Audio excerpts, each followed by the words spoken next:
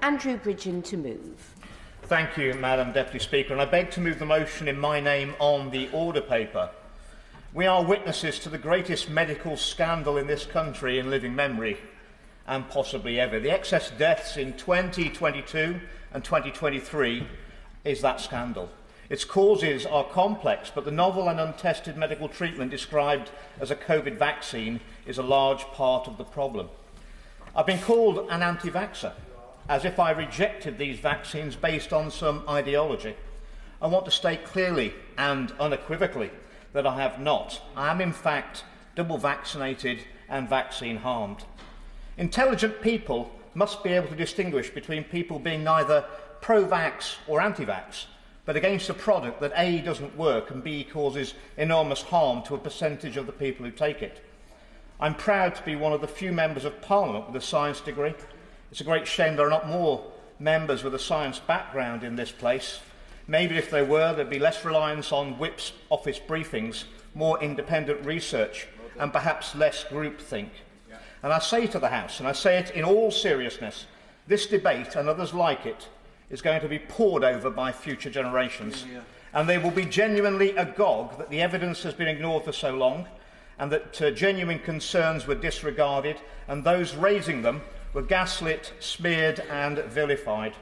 And you don't need any science training at all to be horrified by officials deliberately hiding key data in this scandal. And that's exactly what's going on, Madam Deputy Speaker. The Office of National Statistics used to release weekly data on deaths per 100,000 in vaccinated and unvaccinated populations. It no longer does that, and no one will explain why. The public has a right to that data, Madam Deputy Speaker. There have been calls from serious experts whose requests I have amplified repeatedly in this House for what's called record-level data to be anonymised and disclosed for analysis. And this would allow meaningful analysis of the deaths after vaccination and settle the issue of whether these experimental treatments are responsible for the increase in excess deaths once and for all. Far more extensive and detailed data has already been released to the pharma companies from publicly funded bodies. Jenny Harries, head of the UK Health Security Agency, said this anonymised aggregate death by vaccination status is commercially sensitive and shouldn't be published. The public is being denied this data. This is unacceptable, Madam Deputy Speaker. Yet again, data is hidden with impunity, just like the Post Office scandal. Professor Harries has also endorsed a recent massive change in the calculation of the baseline population level used by the ONS to calculate excess deaths. And it's incredibly complex and opaque. And by sheer coincidence, it now appears to show that there's a massive excess of deaths in 2020 and 2021, and now a minimal excess deaths in 2023. Under the old calculation method, tried and tested for decades, the excess death rate in 2023 was an astonishing 5%, long after the pandemic was over and when you would expect a deficit in deaths because so many people had sadly died in previous years. 20,000 premature deaths are now being airbrushed away in 2023, alone with the new normal baseline. In March, it was shocking things happened during the pandemic response. In March 2020, the government conducted a consultation exercise on whether people over a certain age or with certain disabilities should have a do not resuscitate orders imposed upon them, known as DNRs. A document summarising the proposals was circulated to doctors and hospitals, and this was mistakenly treated as formal policy by a number of care homes and GPs up and down the country who enacted it. At the same time, multiple hospitals introduced a policy that they would not admit patients with DNRs because they thought that they'd be overwhelmed. And the result is that people died who didn't need to die while nurses performed TikTok dances. Very few people will know that the average time to death from COVID symptoms and testing positive was 18 days. It's a little known fact that the body clears all the viruses within around 7 days. What actually kills people is that some people, especially the vulnerable, have an excessive immune response. Doctors have been treating this for decades with steroids, antibiotics for secondary pneumonia, infections and other standard protocols, but they didn't do this time. Even though the virus was long gone, Doctors abandoned the standard clinical protocols because COVID was a new virus. No, it wasn't. They sent people home, told them to take paracetamol until their lips turned blue, and then when they returned to hospital, they sedated them, put them on ventilators and watched them die. And the protocols for COVID-19 treatment was a binary choice between two treatment tracks. Once admitted, ill patients were either ventilated in intensive care, or if they were not fit for that level of care, they were given end-of-life medication, including midazolam and morphine. The body responsible for this protocol, NG163, which was published on the 3rd of April 2020, is called the National Institute for Health and Care Excellence, NICE. Giving midazolam and morphine to people dying of cancer is reasonable, but there is a side effect. The side effect is that these drugs have a respiratory depressant effect. It's hard to imagine, Madam Deputy Speaker, a more stupid thing to do than to give a respiratory suppressant to somebody struggling to breathe already with symptoms of COVID-19. But that is exactly what we did. So can the Minister explain why midazolam was then removed from the same updated guideline, NG191, which is the antecedent of NG163, on the 30th of November 2023? As it was removed, is it now considered and admitted that it was a mistake to ignore the warnings of so many experts, and including that specific drug midazolam in NG163 when it was introduced? And it's been confirmed in letters from ministers to families who lost loved ones down to this protocol that ministers are now saying that doctors and nurses should have treated the individual patient with their own knowledge rather than strictly following NICE guideline NG163. And if legal cases are brought for unlawful killing, can the Minister tell us who's going to be taking the blame? Will it be NICE? Will it be NHS England? Or will it be the individual doctors and nurses who will be held to account? And interestingly, Madam Deputy Speaker, NICE has now removed these alternative protocols, including NG163, from their website, although every other historic protocol are still there for historical reference. Could the Minister tell us why NICE have removed this protocol from their website? Are they ashamed of the harm that they caused? They certainly should be. And what can we learn from this? We learn that very few doctors dare challenge what they're told. Protocols with no authors are distributed and doctors fall in line.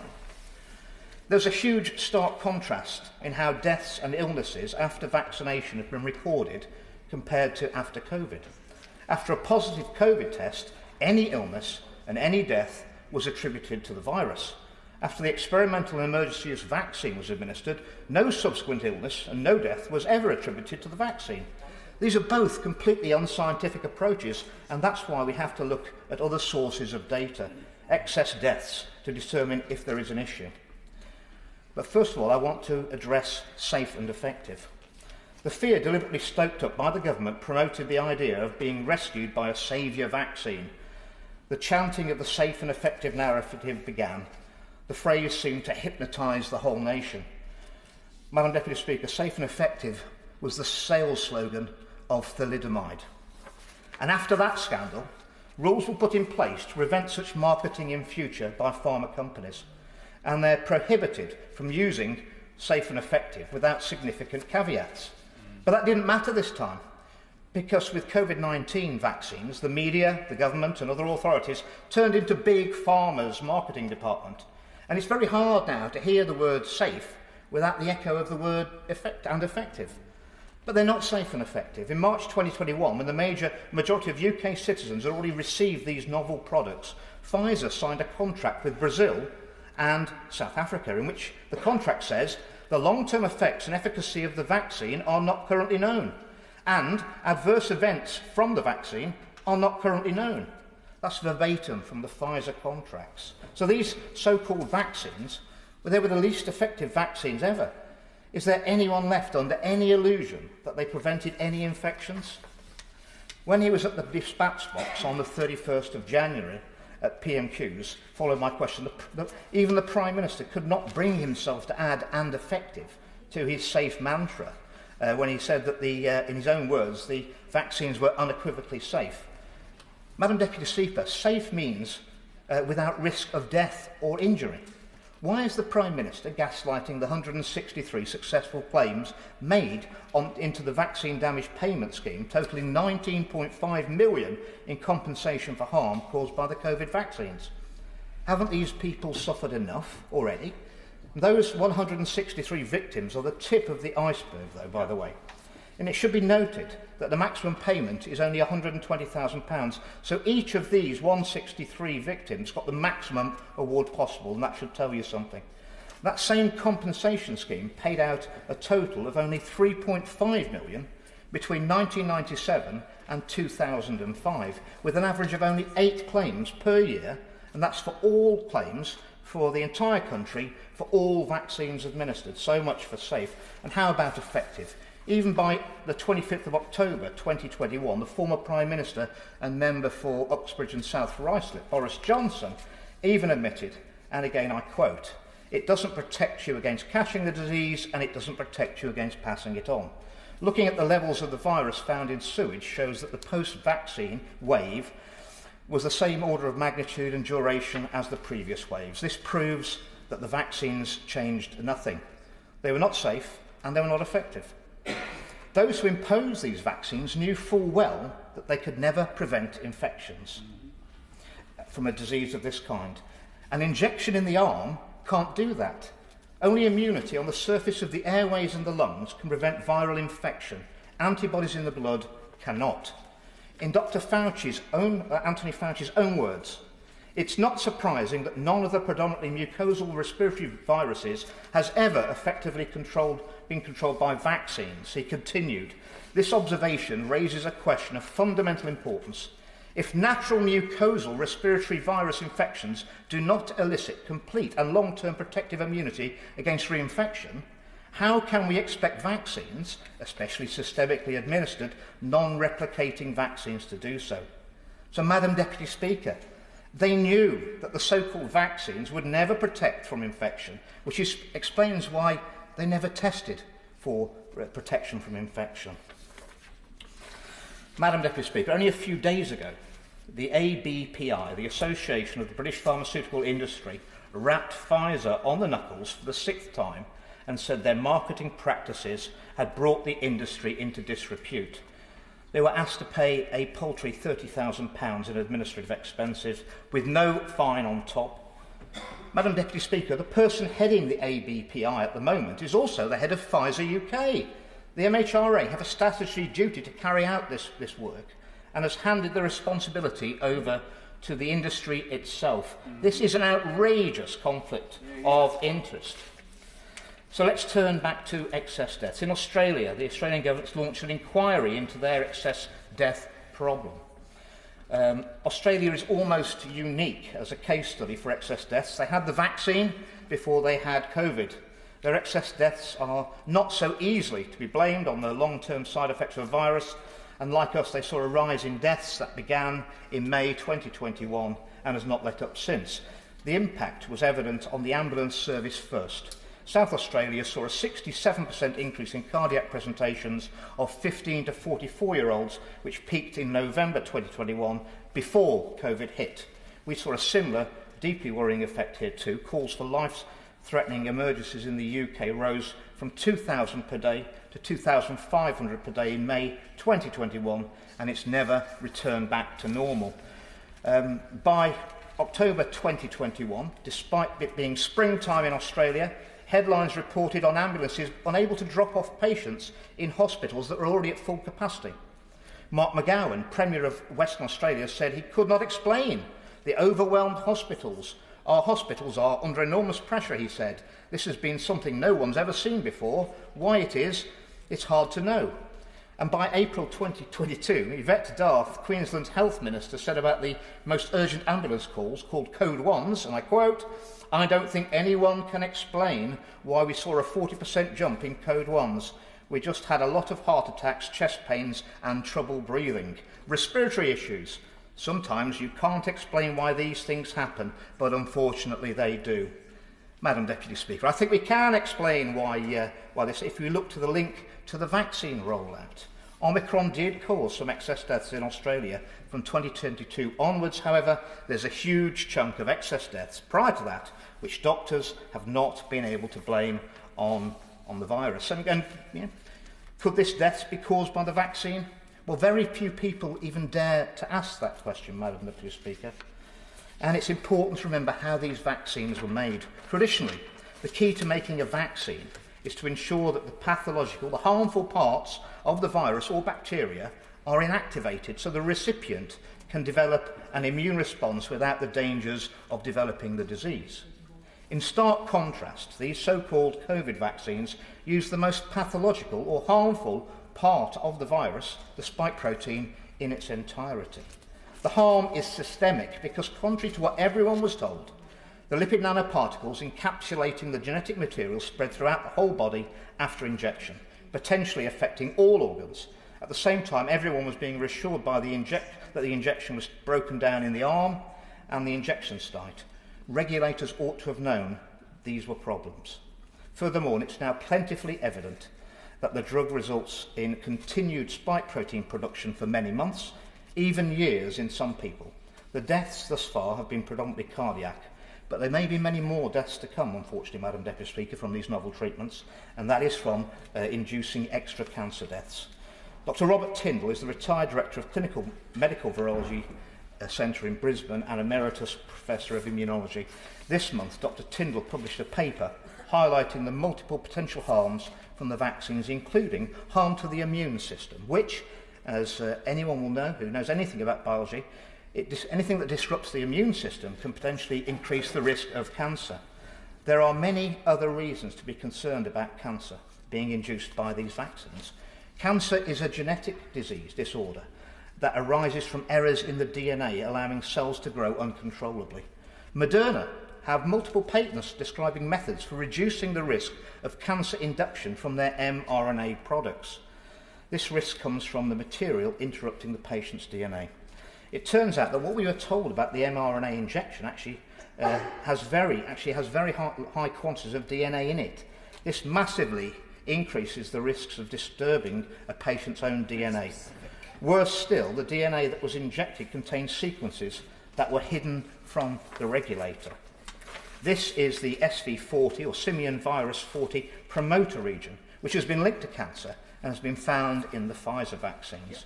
This was no accident, Madam Deputy Speaker. Yet again, crucial information was hidden with absolute impunity from the regulator and from the public. And an independent study in Japan, published last week, has found links between increased cancer rates in Japan and those who took the first and subsequent booster vaccines. Perhaps, Madam Deputy Speaker, that explains why Pfizer acquired a cancer treatment company for a reported $43 billion earlier this year. In conclusion, Madam Deputy Speaker, it's clear, the evidence is clear, these vaccines have caused deaths, and despite this, they've been described as safe and effective. But for a proportion of the people who took them, the vaccines have caused serious harm and death, and they will have raised the risk of cancer to many, many more. Neither are they effective. The vaccine does not prevent infection or transmission, and when the data is looked at objectively, it does not prevent serious illness or death either. These are very hard truths to face, but we must face them, Madam Deputy Speaker, if we want to learn the lessons of the last few years. At some point, we'll have to face up that all the evidence is building. It was fairly convincing 18 months ago when I first spoke out. It is unequivocal now. So I asked the House, it's time to take the politics out of our science, and we need to put some actual science back into our politics. Yeah. I asked the House to support the motion today for the Baroness Hallett's inquiry to open Module 4 on the safety and efficacy of the experimental COVID-19 vaccines. And given the evidence, Madam Deputy Speaker, I call on the government once again to immediately suspend the use of all mRNA treatments in both humans and animals, pending the outcome of that inquiry. No.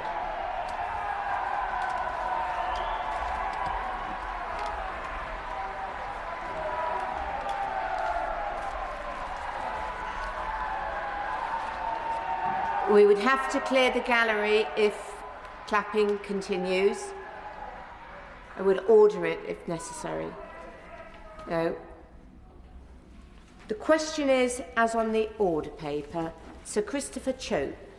Madam Deputy Speaker, as we've just witnessed, feelings run very strongly on this issue, and there are large numbers of people who have suffered directly or indirectly as a result of having COVID-19 vaccines. That doesn't mean to say that for most people, the vast majority, COVID-19 vaccines were very good news, and they made an enormous contribution to the public health of this country.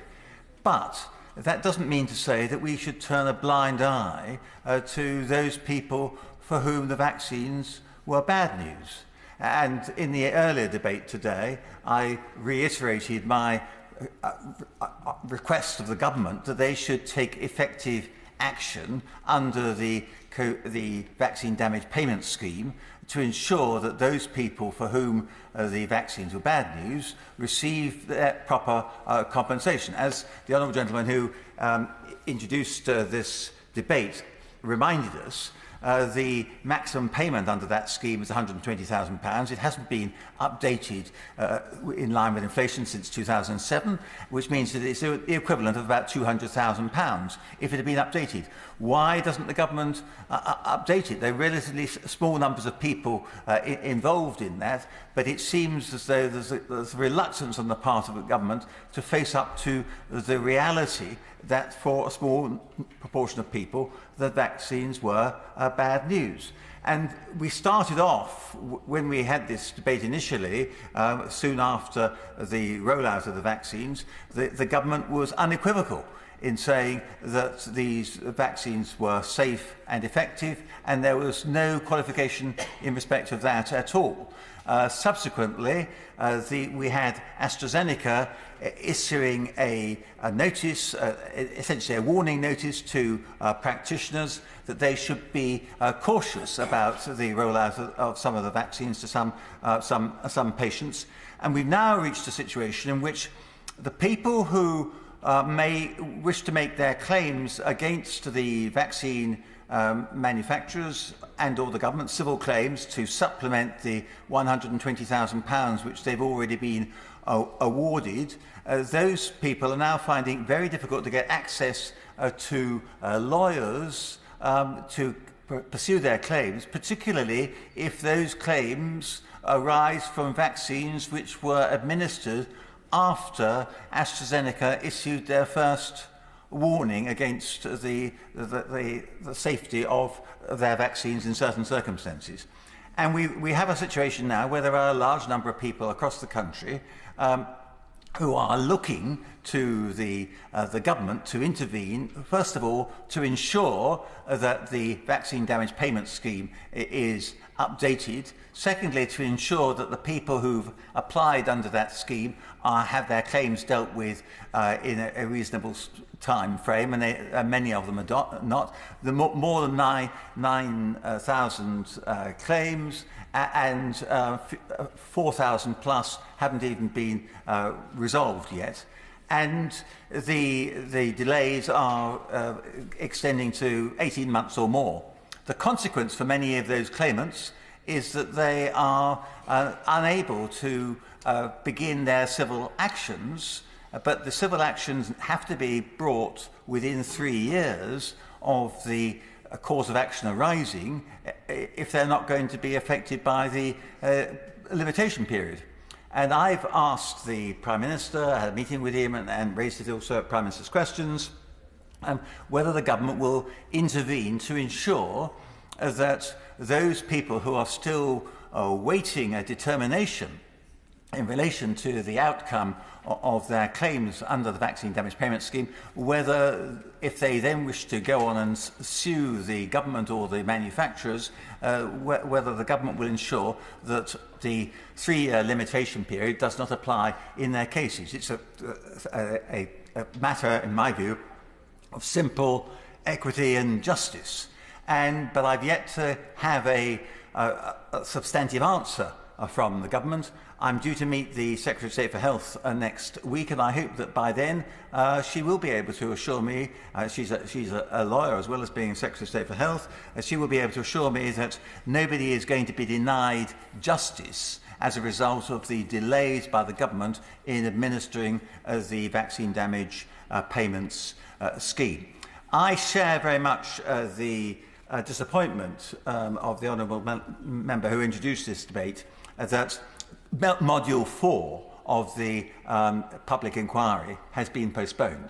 Back, I think, last August, Madam Deputy Speaker, there was a preliminary hearing and there was some very potent advocacy by the lawyers representing the groups who, the victim groups who wanted to give evidence in Module 4, and that evidence, I think, will be extremely compelling when it is heard by the inquiry.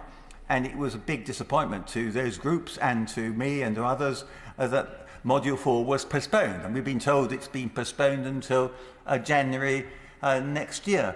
The reasons for that postponement seem to me to be rather weak and feeble, but the inquiry is independent, and so what was to have been a period of evidence being given in July is now not going to be heard until January next year. The implications of that are serious for those people who are seeking compensation for their suffering, but it's also very significant for that other group of people, because the Module 4 deals not just with vaccines, but it also deals with therapeutics. And there's a big issue about therapeutics, Madam Deputy Speaker, because Evusheld, which was the therapeutic which was thought to be available and should have been available to those, particularly those immunosuppressed who were not able to take the vaccines, that Evusheld was never approved by NICE, and then a second version of Evusheld was being brought forward, and that still has not been approved by NICE. And one of my constituents, Bernard Mathies, has written to me within the last month, drawing to my attention a letter sent by a group of charities concerned with this issue to the Prime Minister on the 26th of March, calling for the government to intervene and ensure that there's an early decision made on what can be done to help the immunocompromised people who are not able to get access to the vaccines in any event. And my constituent says France has given emergency authorisation to Evusheld 2 and has got it into patients within a month of authorisation, and he believes that other European countries are going to do the same. The United States has given another drug, Permgada, emergency authorisation, and so on. And why is it that we can't get a commitment from the government to ensure that Evusheld is available to those people who are clinically vulnerable at the moment? And as my constituent says, he wrote to me in July 2023 expressing the need for a fast track, an essential pre-exposure prophylaxis drug. And the consequence for him is that he and his wife have been effectively shielding for about 4 years. They only meet friends outside. They don't travel on public transport or go by aeroplane. They ask the family to test before they come to see them. They mask indoors and have to assess every situation to gauge the risks involved, which means obviously that they have a much restricted and isolated life to their detriment. And that could be resolved if this issue over Evusheld was taken seriously by the government. And if Module 4 had been heard this summer, then maybe Baroness Hallett, as an interim recommendation, would have been able to say the government's got to get on with that. Of course I will. I'm enjoying my Rushmore friend's speech hugely. I too have a constituent who is immunosuppressed and who is unbelievably still shielding, which is putting huge pressure on the family. And doesn't the slowness of the decision over this therapeutic stand in sorry contrast with the rapid decision taken on the vaccines in the first place? Exactly, and I think one of the inhibitions that there may have been on the part of the government was that, in order to justify the use of emergency vaccines, it was necessary for the government to believe in itself that there was no alternative. And of course, if these alternative measures had been recognised as being a suitable way of providing some protection to individuals against COVID-19, then that would have undermined the case that the vaccine manufacturers are putting forward, that they needed to have emergency authorisation for their vaccines without them going through the normal testing procedures. And so the continuing slowness, tardity of the government in responding to the requests for the licensing of Evershield just reinforce the feeling out there that amongst a lot of people that there's something funny going on here, and that actually if we'd come forward with these therapeutic measures at the beginning, it would have saved lots of lives. It would have reduced the need for the vaccination programme to be so extensive, and it would also have saved the government a lot of money. So there is an issue there, but that's why I think the part of this motion which regrets the postponement of this element of the COVID-19 inquiry is very important. Now, we can debate academically or in political circles the issue of the excess deaths, but what is interesting is that the government concedes that there have been excess deaths, and in the House of Commons Library research briefing produced on the 15th of April for this debate says that the government has acknowledged an increase in the number of excess deaths in England and Wales and has attributed these to a combination of factors such as, and this is what it says, the prevalence of heart disease, flu and heart disease. So the emphasis there is on heart disease. But of course, there are many people who feel that the increase in heart conditions and heart disease has been exacerbated by the very vaccines which people were persuaded to take in order to protect them against COVID-19. And I have a quote here from somebody called Dr. Levy, Dr. Thomas Levy, who, writing again last year, he said this. He said, on his estimate, vaccines are causing heart injury in at least 2.8% of people who receive the COVID injections. And he estimated that a minimum of 7 million Americans now have hearts damaged by COVID vaccines. And although there's no way of being certain at this time, it's within the realm of possibility that over 100 million people in America have some degree of heart damage from the injections, not myocarditis, but heart damage that will be detectable with a troponin test. So there may or there may not be a link between the propensity of vaccines to damage people's hearts. There may be a link between that and what the House of Commons Library, interpreting the government figures, concedes is an issue of excess deaths attributable to heart disease. I'll give way to the Honourable Lady. Yeah? I think he's making a very good point that there's not a single medical intervention that doesn't also have risks. And I think the medical profession will always acknowledge that. But isn't it about a balance of what the benefit against the risks are, and that ultimately the judgment was made by those who supported the COVID vaccine that the benefits much outweighed the risks that was posed by a vaccine? Well, I agree that the benefits outweigh the risks.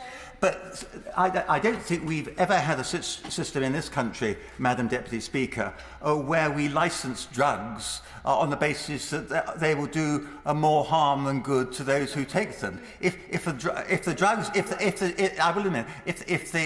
drugs are significantly potentially harmful to a large number of patients, then those drugs do not get their licence. And why should they get their licence? Of course I could wait. With respect, that's exactly what we do. If we take something like antibiotics, antibiotics cause anaphylactic reactions in people that kill them. We give antibiotics to people knowing that a very, very small proportion of them will be killed by them, but they overall save many more lives than they take, and that's why they get a licence. Well, but I think the key question is, do the people who are being prescribed the anaphylactics know that there's a risk that they are going to die as a result of them being prescribed? Well, and if so, they get told, but nobody was told, none of the people affected by the COVID-19 vaccines was told that they were anything other than absolutely safe and effective. And that is the basis upon which a lot of the litigation will be founded. I'll give way again. I agree with my honourable friend, and what the honourable members are suggesting is that the benefits of the vaccine outweighed the risks. They're suggesting that there is always a balance being made in these debates, which I agree with, but are they therefore acknowledging that there is a risk attached to the vaccine, that the excess deaths that we're describing can be attributed to the vaccine? They might suggest that it's outweighed by the enormous benefit, the saved lives that the vaccine brought about. But if they're suggesting that there is in fact a risk that can help explain the excess deaths, that is not the government's position. The government's position is that there is no risk, or no link between the vaccines and the excess deaths. If they're suggesting that in fact there is a link but it's outweighed by the benefits, then that's a different argument. Honourable friend. Interventions. Sir Christopher Chope. Madam Deputy Speaker, the enthusiasm is unbounded, but I will happily give way to the Honourable Lady if she wishes to make the point to me in an intervention which she would have liked to have been able to make to my Honourable friend. I'll give way now. I thank him for giving way. And this is the point, isn't it? There has to be absolute certain evidence that there is that link to the COVID vaccine. And that still has to be proven, in my belief. The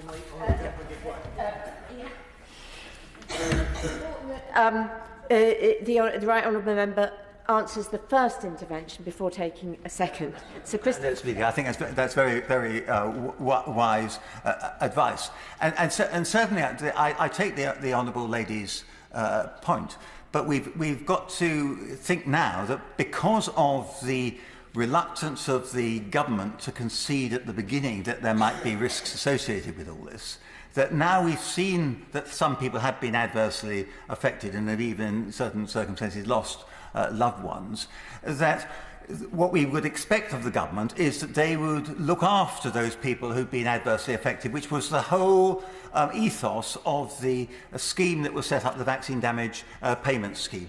The government is falling down on its responsibilities on that, and as a result, this is adding to the vaccine hesitancy. And then you look at now the proportion of people who are accepting the invitations from the health service to have yet another booster. The numbers accepting such boosters is plummeting because increasingly people realise that in their particular circumstances, the risks may outweigh any possible benefits. I give way to the honourable gentleman. For giving way, and the Chamber asks for a link. We know that the excess deaths are being predominantly in cardiac arrests, heart problems and strokes. We know that the vaccine works supposedly by inducing human cells to produce spike protein, be attacked by our own immune system and create the immune response. We know that the vaccine doesn't stay in the arm, it travels over the body, it goes through the blood supply.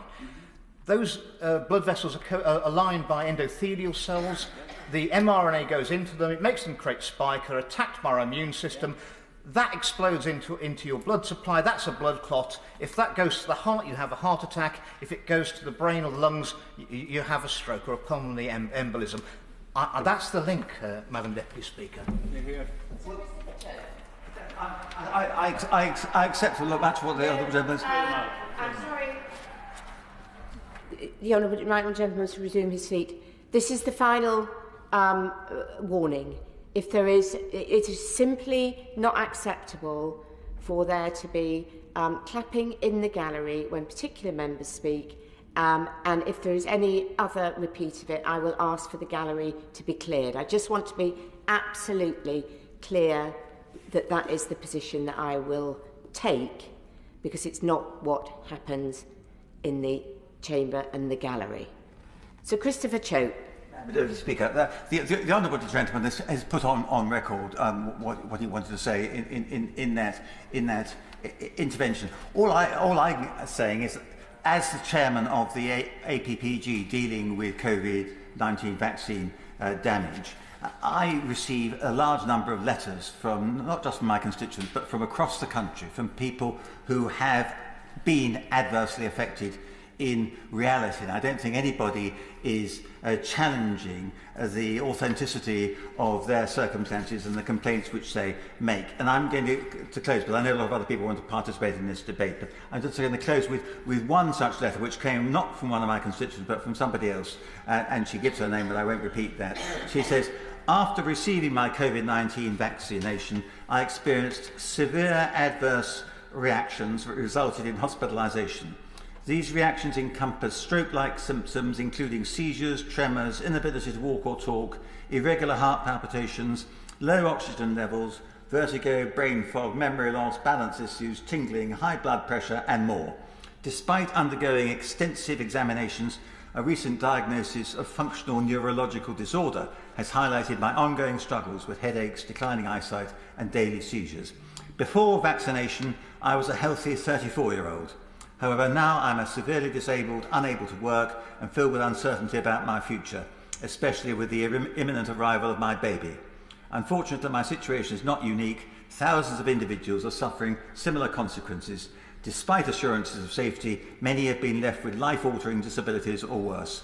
I'm writing to urgently request an investigation into cases like mine to address the impact of vaccine-related injuries." And then she goes on to actually quote the batch number which she had, and the rather lame response from the MHRA on that. I give way to the Honourable Gentleman.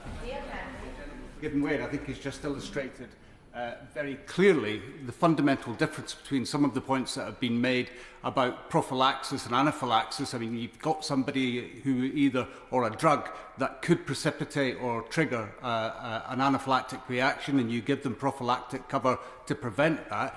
And compare that to what he's describing, which is the consequences of spike protein as described from the Honourable Gentleman from North West Leicestershire, where the spike protein embeds itself throughout the body, and you have a systemic inflammatory response that is not acute in nature, as you have with anaphylaxis, but is chronic in nature, as you do with the consequences of the spike protein. And that is a very, very different reaction to the vaccine than this a normal allergic reaction where you deal with an anaphylactic reaction and treat that appropriately.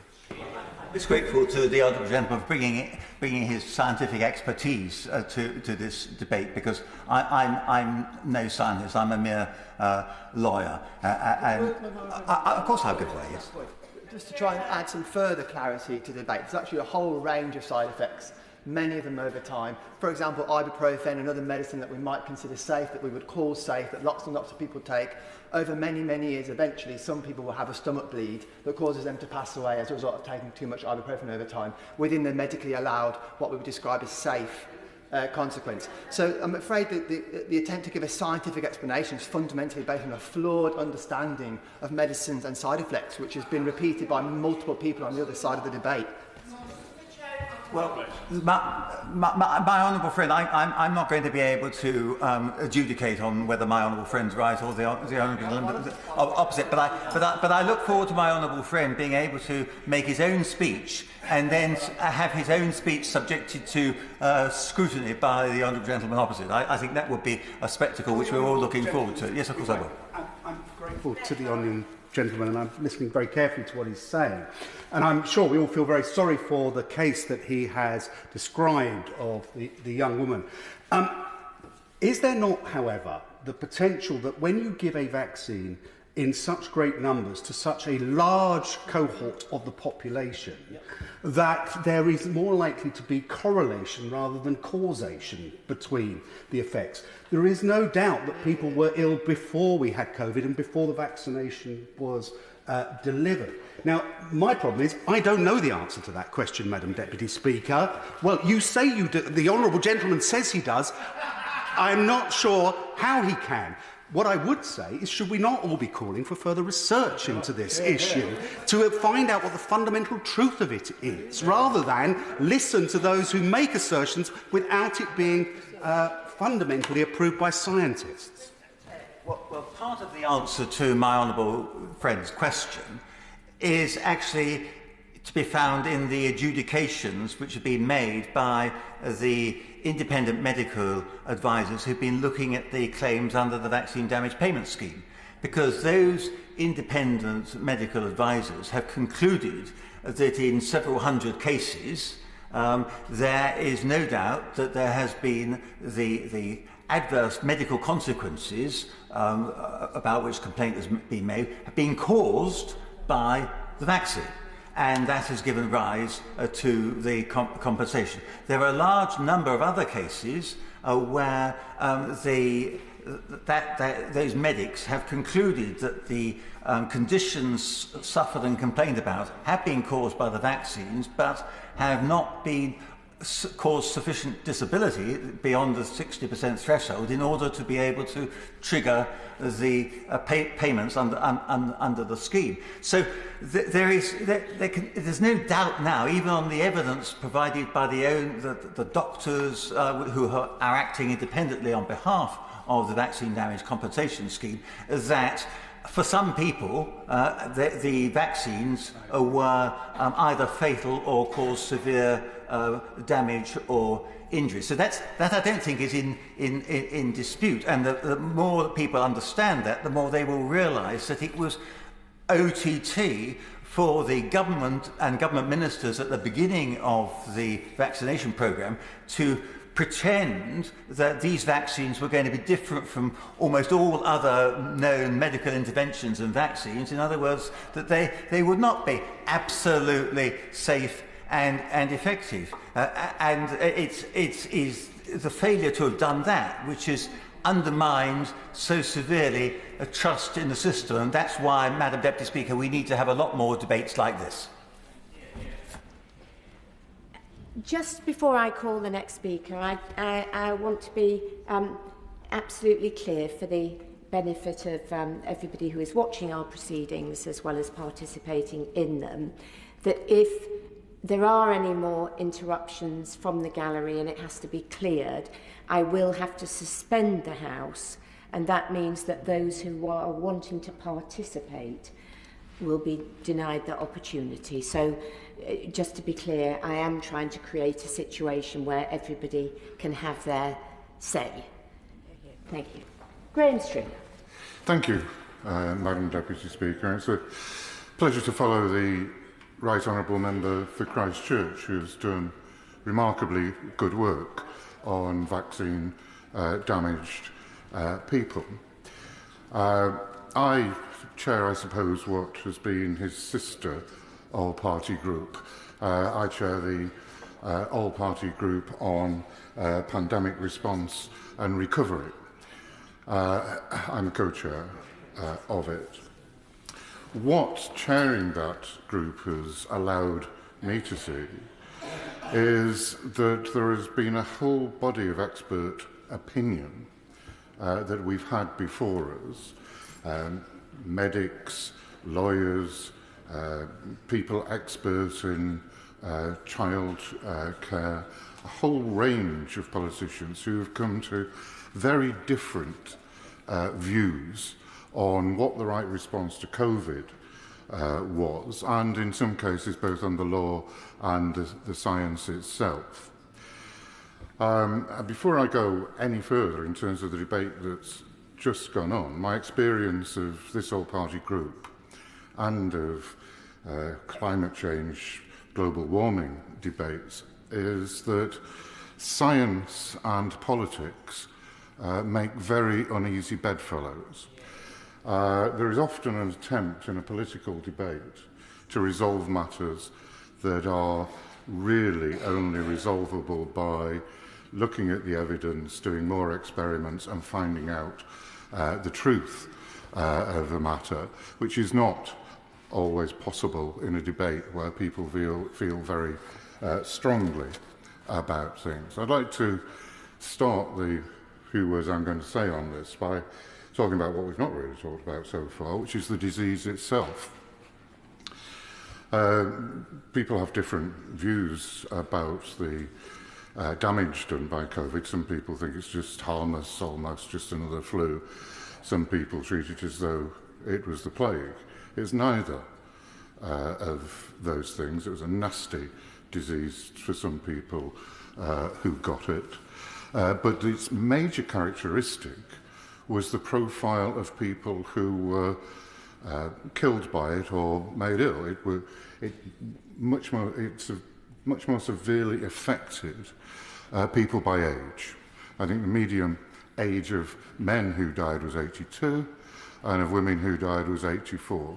It was a disease of the elderly. If you were below 50, and some people died below 50, but not very many, then you were relatively safe. That was known at the beginning of the epidemic. Unfortunately, and it comes back to the point about politics being, and the protection of government politicians being more important than looking at the science. A rational response to a disease that had the profile of COVID-19 was two things.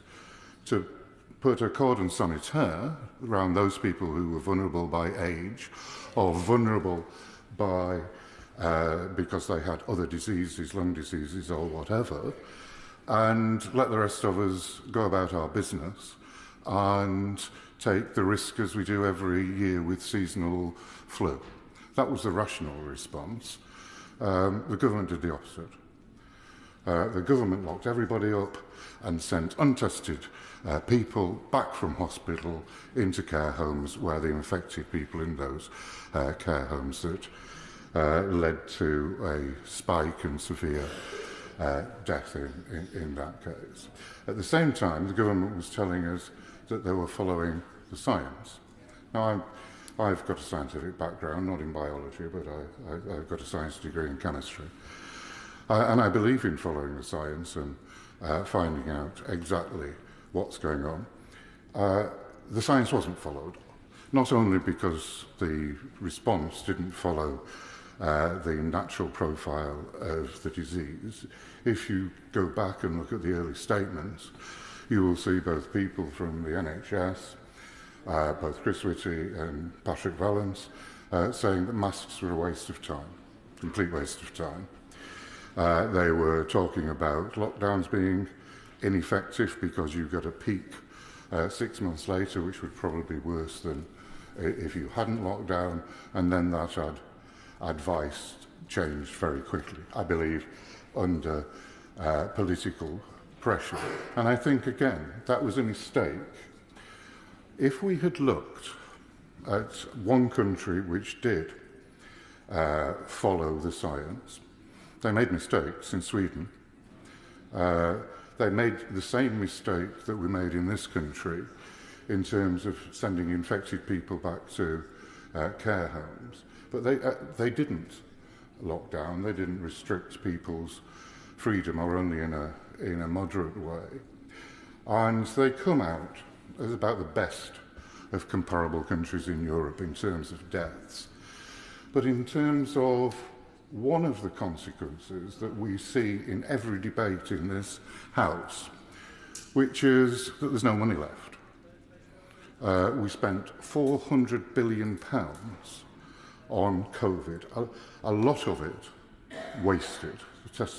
You can read National Audit Office reports on the test and trace system. Money almost totally wasted. The money given to people who could quite easily have gone about their jobs, and they needed the money, the businesses needed the money, given the decisions the government had taken, but the government shouldn't have taken those decisions that they did. So the consequences for the... Of course I give way to my honourable. To the honourable gentleman for giving way. Will he accept that some of his comments are actually more relevant in hindsight than they might have been at the time? Because I think when we go back to March 2020, it was very difficult to predict what the path of the disease might have been. We'd seen pictures from around the world showing hospital A&E departments overwhelmed by those turning up with respiratory problems, and governments, not only here, but again around the world, had to respond to that. And I just think it's, in hindsight, of course what he is saying is accurate, but at the time we had to react in a way that we felt would protect the most number of people and protect A&E departments from being overwhelmed. And that required us to act quickly, and perhaps there were mistakes made, but those mistakes are in hindsight. I would agree with the honourable gentleman to a point.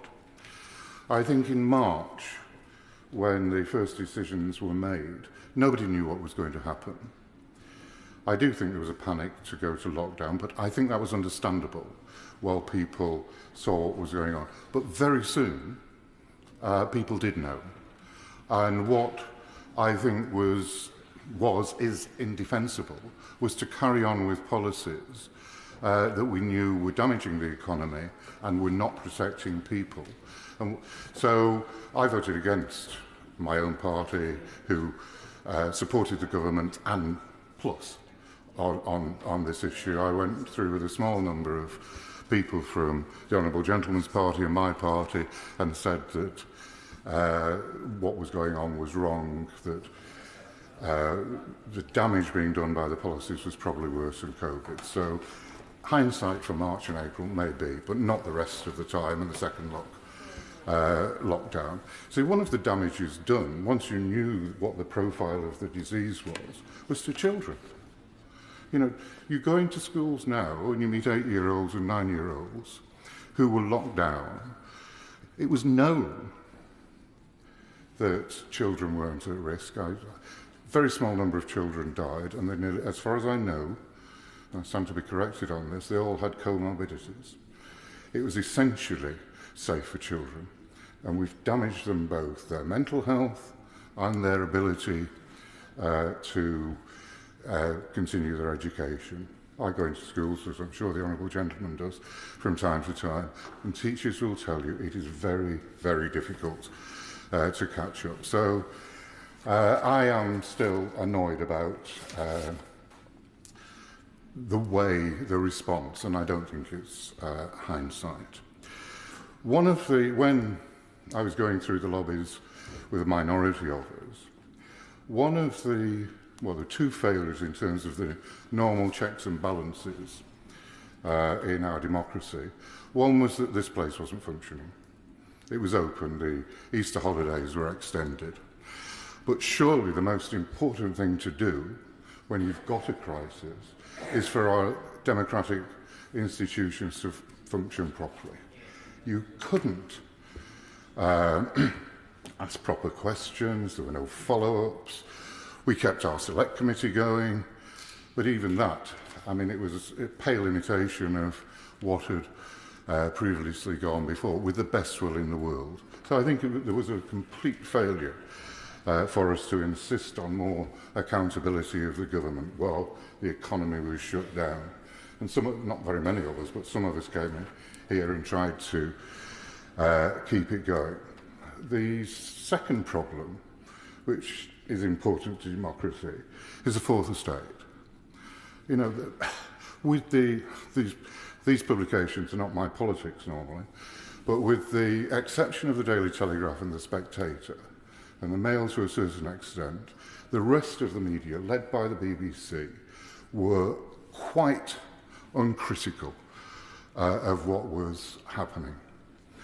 When people say that the BBC reporters were told not to criticise, not to ask difficult questions, The people sent to the press conferences were political journalists, not journalists who were specialised in health matters, who may well have asked more pertinent questions. It was a political question, but it was also a science and a health question. So we were really let down by the BBC primarily, but by other parts of the media.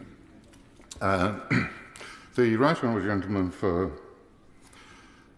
Christchurch and some other honourable members have talked about the Hallett inquiry. I supported the inquiry, but I think the way this inquiry has gone, I've given myself a good talking to, and I will never support an inquiry again, I don't think. Do we really want to spend £500 million on this inquiry? I was in part of the previous debate that went on before here about recompense, and part of that debate was how fat lawyers are getting on all these inquiries. And this inquiry, which may, I don't know when it will report, may well last for years and cost £500 million. It certainly won't provide us with any advice on what to do if there is a problem, if there is a pandemic next year, which I suspect is what we all want. And by the time it does report, there may be one or two governments that have followed on from this, and it will be a historic document. And again, I mean, Sweden isn't a perfect society, but they've had their inquiry and reported. And I don't believe, I know what the motion before us says about having the fourth part of the inquiry on vaccines. Are they really the technical body that can do that? I don't think so. In their first stage of their inquiries, they have shown an extraordinary bias towards believing in lockdowns. There are a number of things I would want from an inquiry. Did the lockdowns work? Did they save lives? Have they cost lives? Where did the virus come from, which they're not even looking at? All those things they're not doing, but they are taking a long time. And they have made it abundantly clear that they're going to look at the impact of the virus on social divisions and poverty. I can tell them I'm a member of the Labour Party because I know that poor people come off worse in diseases. They can go back and look at the Black Report from 1981, which talks about both regional disparities, class disparities. We don't need that. Poor people do badly when there are epidemics. This has been true for all time. Of course. Thank you, right honourable gentleman, for giving way, and he's making a very eloquent point. Given our experience of inquiries, whether that's the COVID inquiry currently or the ongoing Post Office Horizon inquiry, is it any surprise now that even the sub-postmasters have come to the conclusion that there is no justice in these inquiries, and they are now considering bringing private criminal prosecutions to get their own justice? No, I'm not surprised about that. Inquiries take a long time, and they often, when they come to recommendations, those reports and recommendations often gather dust. I've never made this point when, I mean, I'm not going off piece too much, Madam Deputy Speaker, but every time there is a horrific murder of a child, we get a report with 90-odd recommendations. And does that protect the next child? No. And I don't believe that these inquiries do. We need serious cultural change in many of these organisations rather than another report on something. And that's a very easy thing to say and a very difficult thing to achieve. I will come on to the other part of the debate now, which is about excess deaths and the number of deaths. It appears when you look at about just over 200,000 people were killed in this country or died of COVID. I have my doubts about those figures from the beginning.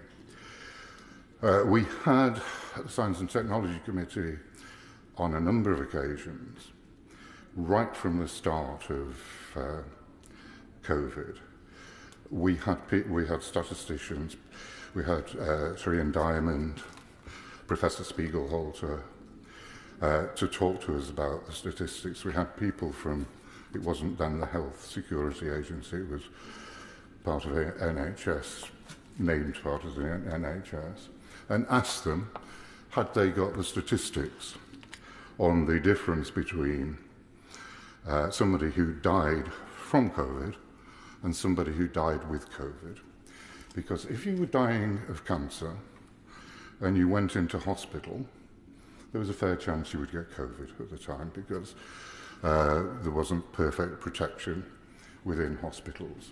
You were then registered, even though, you, Madam Deputy Speaker, one was then registered as a COVID death. And clearly that person was going to die of cancer. So that, from the very beginning, obscured the statistics. And I have to... Of course. A number of statistics that were used to profile the causes of death during the pandemic. But ultimately, the most reliable statistics come from the death certificate, where a clinician has to make a judgment about whether or not it was a cause or an association. And those figures are reliable and match and mirror the other figures. So I think we have to be careful in disparaging what were statistics that were used to monitor the profile of the pandemic over time in the rapid way we needed, and the more authoritative, credible figures that do demonstrate quite a close match in terms of genuinely understanding who did and didn't die from COVID. The Honourable Gentleman makes a fair point, but I happen to know that in some local authorities, instructions went out to the people who were registering deaths, essentially to say, if there's a cough involved in this, we want it down as COVID. There was a different process because the health service wasn't working under normal. If the Honourable Gentleman wants to correct me, I'm happy to allow him. Conclusion, you have to say that individual clinicians joined in a conspiracy to lie about what was on a death certificate. I'm afraid, we can cast these aspersions, but someone has to fill that certificate in, and I don't accept that individual doctors deliberately misled what was on someone's death certificate. That's what you're suggesting. I'm not suggesting. I am not suggesting that at all. I am suggesting in that time, when it was difficult to examine people, there was a distance between clinicians and the people who'd suffered death, that there was a temptation and a view that should go on the death certificates. I suggest no conspiracy, though. I don't believe in conspiracies. Yes, I do. Andrew Bridgen. The right gentleman will be aware that the AstraZeneca vaccine was actually withdrawn eventually in the UK and around the world, and it was withdrawn because of the rare risk of blood clots on the brain. It wasn't actually put down on any death certificates in the UK by doctors until after the Medicines and Healthcare Regulatory Authority, due to pressure, international pressure, for them to admit there was that risk, and afterwards the death certificates start to appear with vaccine-related harms. I put it to the right honourable gentleman, that's because the doctors were intimidated of their reputations being smeared for putting anything down as a vaccine harm or having the GMC on their back. The Honourable Gentleman has made his point. I don't believe in conspiracies. I do believe that from time to time one gets a view, both in professions and outside of professions, that push judgments in one particular direction. I think there is one point where we can reach a consensus in this debate, that when government ministers have said things, and they have, and it was particularly egregious when it was said about children, that the vaccines are 100% safe. No vaccine, no treatment, as different right honourable members have said, are 100% safe. And I think it was a mistake to say those things. And I just want to talk about... Of course. I'm grateful. I think he's made a very sensible, serious point. I think ministers here and in other countries knew that when they set up the global vaccine study. And would you allow me just to say to those who want to look up afterwards, not join the debate, the BMJ article reference 2024/384:Q488, which looks at some rare side effects and acknowledges some of the other side effects. But I think that those who start saying we shouldn't have had the vaccines are wrong, and those who think that anyone thinks that any treatment is completely safe are wrong as well. I'm not familiar with that particular paper, but I do agree with the honourable gentleman. Nothing is 100% safe, and vaccines have an overall benefit. I'm vaccinated against COVID, as I've been vaccinated against many things over my lifetime that have made the health of this country and countries around the world that can afford vaccines much better over many years. I will give way. Can I also suggest further to that it shouldn't be a binary thing, that we don't acknowledge that clearly some people have had severely negative side effects from the COVID vaccines, which should be acknowledged, and there should be compensation and support without completely throwing out the whole of the vaccine programme. Of course. I just wanted to get on to the excess deaths over the last couple of years since COVID. And also talk about the figures during COVID, because one of the ways of measuring the impact of COVID was excess deaths during COVID, which was done against a 5-year average. That was the gold standard. It's the way it's been done, but it gave quite large figures. It's interesting when the excess 100,000 deaths per year over the last 2 years has been looked at. The Office of National Statistics have moved away from that basis onto a different basis, and the figures are coming down.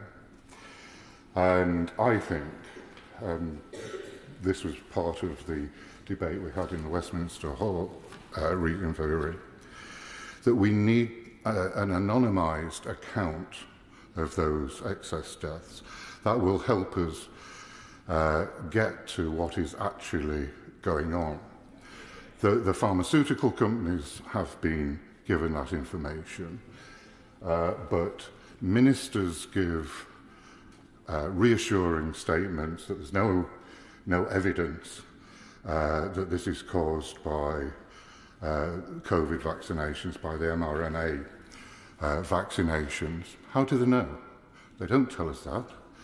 We need to know, one, how they've come to that conclusion, if that is a fair and reasoned and balanced conclusion. And we also need a detailed look at the anonymised statistics so that we can look and ask further questions, so that many of the questions that are worrying us, that certainly worry me, can be answered, and we can make better decisions in the future. Thank you. Danny Kruger.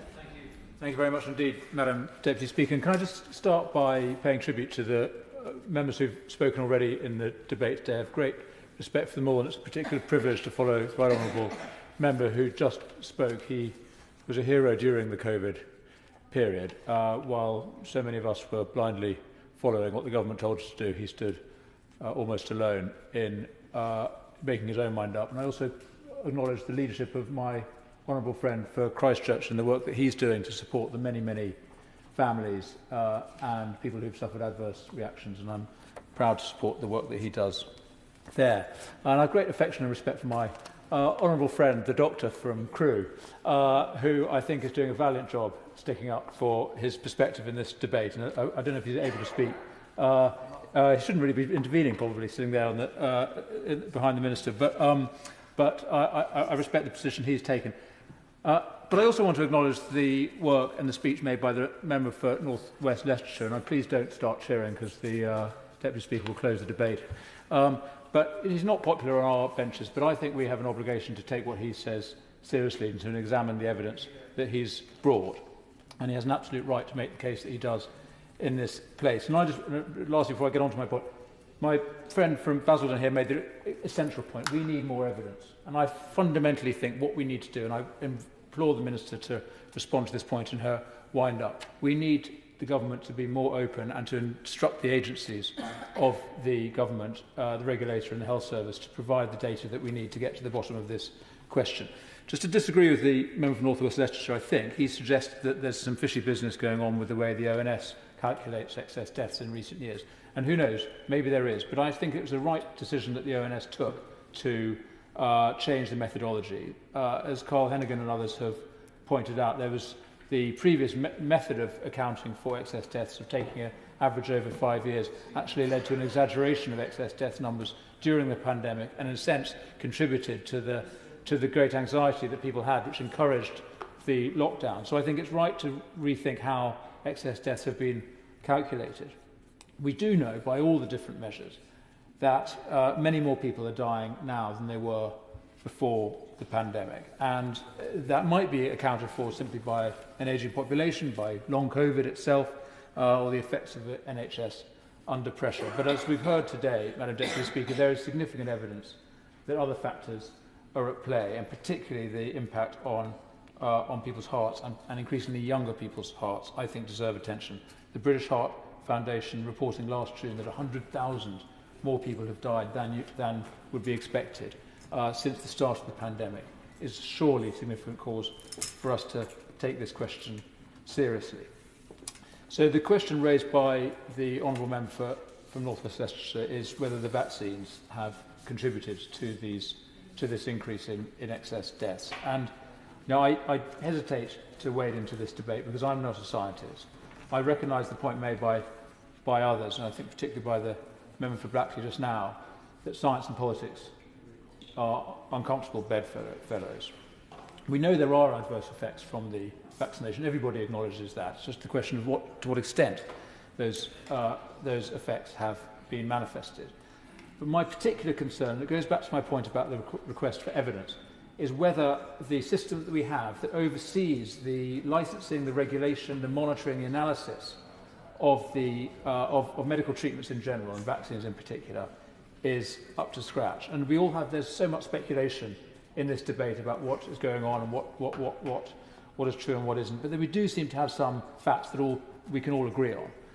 The first, I'm afraid, being that the MHRA is significantly deficient in the way it operates. The Cumberledge report, and it was referenced in the debate, in the earlier debate, raised concerns about the way treatments are regulated and licensed that have not yet been addressed.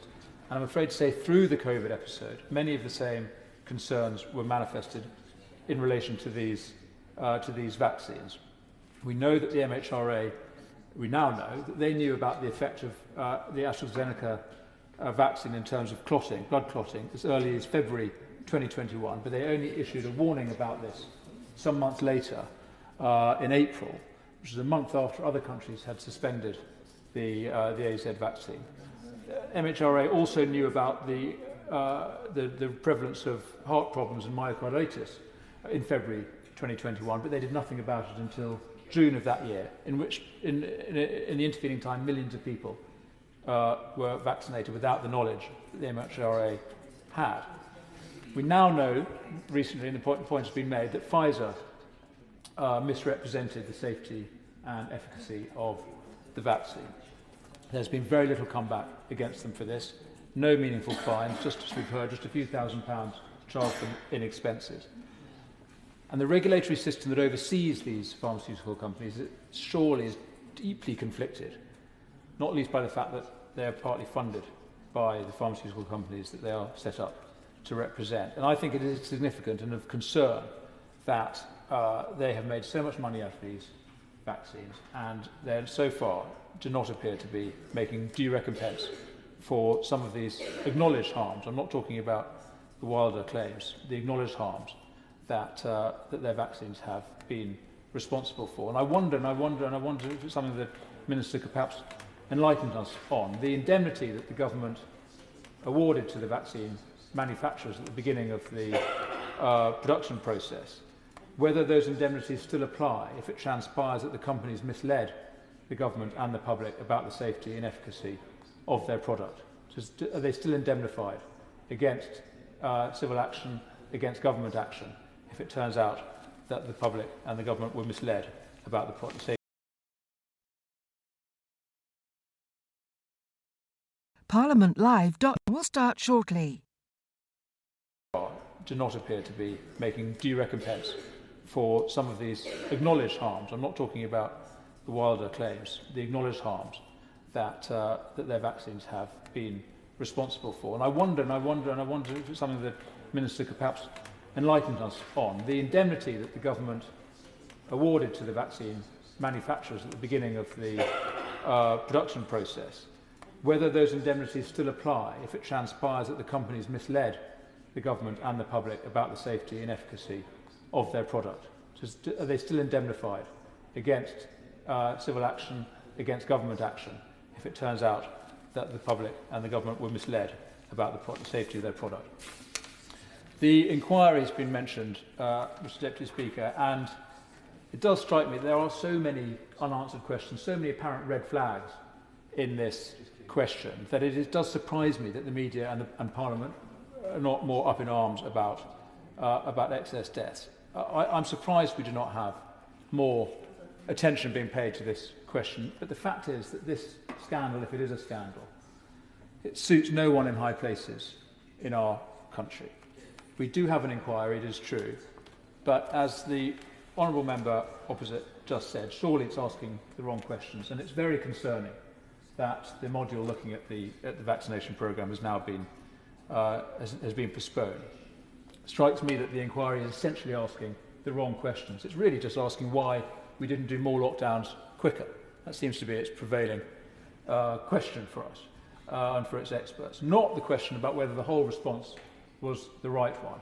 And now, crucially, in light of what we now know, was the final response of a mass vaccination programme, was that as safe and effective as it was claimed? And of course we are rightly proud in this country of the effectiveness, the speed, the operation of the vaccine production and rollout. It's a triumph of effective collaboration in the government and the private sector. The operations of the rollout were a victory that all people can acknowledge. But it is not enough to say that the rollout was done well. Was it done safely? Did it need to be done at all on the scale that it was done? Particularly, did young people need to be vaccinated at all? And we all remember Kate Bingham and others saying early on that this vaccine was only for the older population. So, Mr. Deputy Speaker, these questions are increasingly being asked by the public and being raised in the media. And just to quickly conclude with what I've been doing, and I hope we might get some more answers from the Minister than I've had so far from the government. On the 17th of April, literally a year ago, yesterday is that, 2023, I wrote privately to the Secretary of State asking for evidence that justified the assertion that the government was making, that there was no link between the vaccines and the excess deaths. And I did that because I had so much correspondence from people raising this concern. And I said, I can quickly quote part of my letter. I said to the Secretary of State, I'm writing privately in this way, rather than raising the question in Parliament, because I'm determined not to give credence to unscientific, conspiratorial accusations, nor to undermine the vaccination programme in public if it is indeed entirely safe and effective. So I didn't want to do this in public because I wanted to give the government the opportunity to give me the evidence that I could then pass back to constituents.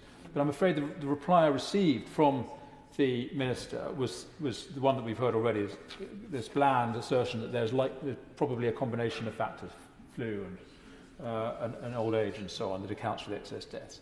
And the rest of the letter was all about what the government is doing to combat excess deaths, and the answer to that was more vaccines, mostly.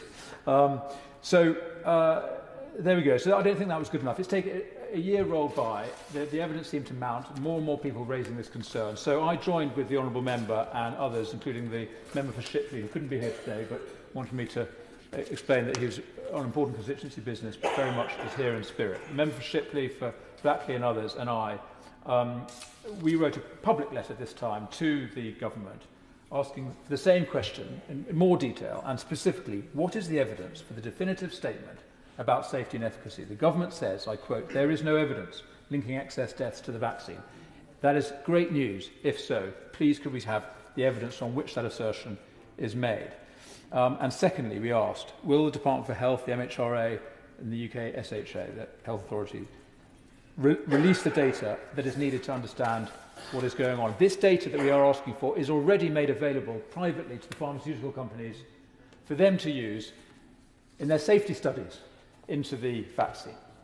Why do they get it? Why doesn't the public get it? Why can't independent scientists look at that data? And I'm sorry to say, Mr. Deputy Speaker, we've had no reply to that letter, so I understand it, written in February, and here we are in April, nor indeed to freedom of information requests that went to the agencies as well, months after they were submitted. Have to give way. Thank you, Mr. Deputy Speaker. I don't know the answer as to why the government would not want to release the data. It may be that it would potentially be misused and misrepresented. One way around that potentially might be to invite research applications from our very sophisticated research ecosystem that would then be given access to the data to be able with if they come forward with particular research projects, access the data and then be able to report on that with external verification that they have actually used the data that was supplied and not drifted too far from that.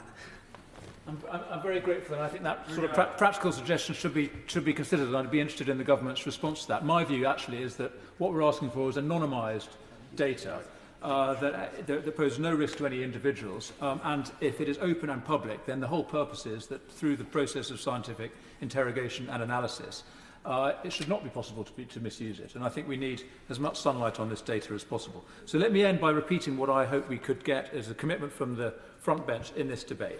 Firstly, what I've been asking for, anonymised record-level official mortality data, including vaccination status, the information that's already being shared with drug companies. That should be shared, in my view, with Parliament and the public. And if that is not possible, please could the Minister explain why not? Secondly, again, sources for the government's definitive statement that it made most recently in October 2023, and I dare say might make again today, that there is no evidence of a link between the excess death figures and the COVID-19 vaccines. And, Mr. Deputy Speaker, I hope there is no link. I took the vaccine, at least the first 2 jabs, as did most of my family, most of my constituents. I'm sure most people in the gallery took it. We all did. I really hope that the Honourable Member is wrong in asserting that there is this dangerous connection. I am personally very reluctant to be branded a conspiracy theorist. I still don't want to give credence to unscientific assertions. But we in this place are here to take risks, the risks of ridicule and contempt in exchange for the privileges we have of being here. And I think it is right that we raise the concerns on behalf of the public, even when there is some political cost. Too many people are dying, and we have to understand why. Thank you. I'll pick up on a few points that have been raised this afternoon. First of all, there's a parallel between a very important report that we received this past week and had a response from the government on Monday, which was the cash review. And when concerns were first raised about what was happening in GID services, those of us who spoke up at that time suffered both political and public pylons that were very uncomfortable and actually gives me no pleasure to have been vindicated by the content of the cash review. And it strikes me that certainly when the member from North West Leicestershire first raised his concerns on this issue, he was also subjected to a political and public pylon. And the reason I raise that is that can't be how we tackle thorny issues. We must have a much more reasoned and mature approach to these things, where ideological positions are not sacrosanct, but that we have the flexibility to engage with the points that are being raised and to look at them. The second point is the discussion around correlation versus causation. And the point I would make there is, yes, fair enough, correlation doesn't necessarily mean causation, but it's sufficient evidence for us to start asking questions about what actually is there. And that's a fundamental question that anybody who's been involved in any scientific endeavour must surely understand. The next one is a slightly more difficult issue to raise because it's quite emotive. I, like many others in this chamber, I had both vaccines, or 2 vaccines and a booster. My family had the same. But there's a question around this presumption that that's what saved lives. We can't prove that, unfortunately. That's just not the way it works. But what we do have to grapple with is that the treatment that we were given, like any agent, can cause harm. And we have a responsibility to interrogate those concerns, and that's why the Module 4 part of the inquiry really, I'm very disappointed that that has been delayed. And the last point I would make would be about the record level data and the importance of that in terms of how it's tabulated. If the methodology has changed to assess excess deaths, then that might be a reasonable change in practice, a time of peace, if you like.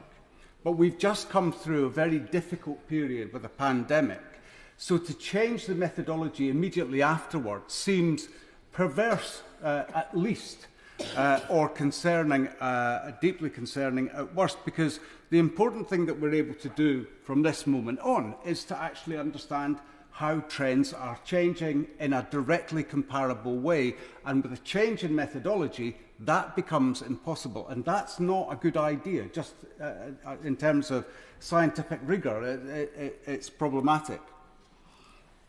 Well, I want to start off my contribution. I'm going to expand on some of the comments that I made during the debate on the 16th of January, because we did have very limited time to speak. And, I want to take this a step back, away from the emotive issue of whether there is correlation, causation, and a relationship between excess deaths and the COVID vaccine, and just remind ourselves of the principles that underpin how clinical trials should be conducted and the ethical principles that underpin them, that have their origin in the Declaration of Helsinki and are consistent with internationally published good clinical guidance, good clinical practice guidelines. And obviously all of the regulatory mechanisms that fall out from those guidelines. And I've made the point that any agent, if you've been involved in clinical trials of any type, you will know that any agent has the potential to cause injury or harm. That's just the nature of the beast, and one of the things that you try and establish during a clinical trial is to find out if that harm, however minimal it might be or maximal it might be, that you're able either to mitigate it, manage it, or rule that agent out because it is too risky. But that performing that test rigorously is the foundation of GCP. And I make these comments as someone who's been involved in the management and delivery of clinical trials over many years. And I think that, as politicians, as clinicians, and as industry, we all carry a duty of honesty and candour in these matters. Yes, of course I will. I thank the honourable gentleman for giving way, and with his experience, and he has looked at the Pfizer trial documents, it's clear that Pfizer only actually trialled the vaccines, the experimental vaccines, for 8 weeks in a 22,000 vaccination group and a 22,000 placebo group, and then they vaccinated the placebo group. So how can anyone tell anybody what the long-term effects of these vaccines are when they were only ever monitored for 8 weeks after vaccination? I think the honourable gentleman, he makes a really important point, and the answer to that is it's impossible. That's the fundamental. You cannot measure late effects if you do not have evidence of late effects. Yes, I'll give you. In terms of what is normally done, what percentage of medicines are normally subjected to a longitudinal study before they're put on the market? I didn't quite catch the honourable gentleman's question. Can you tell us?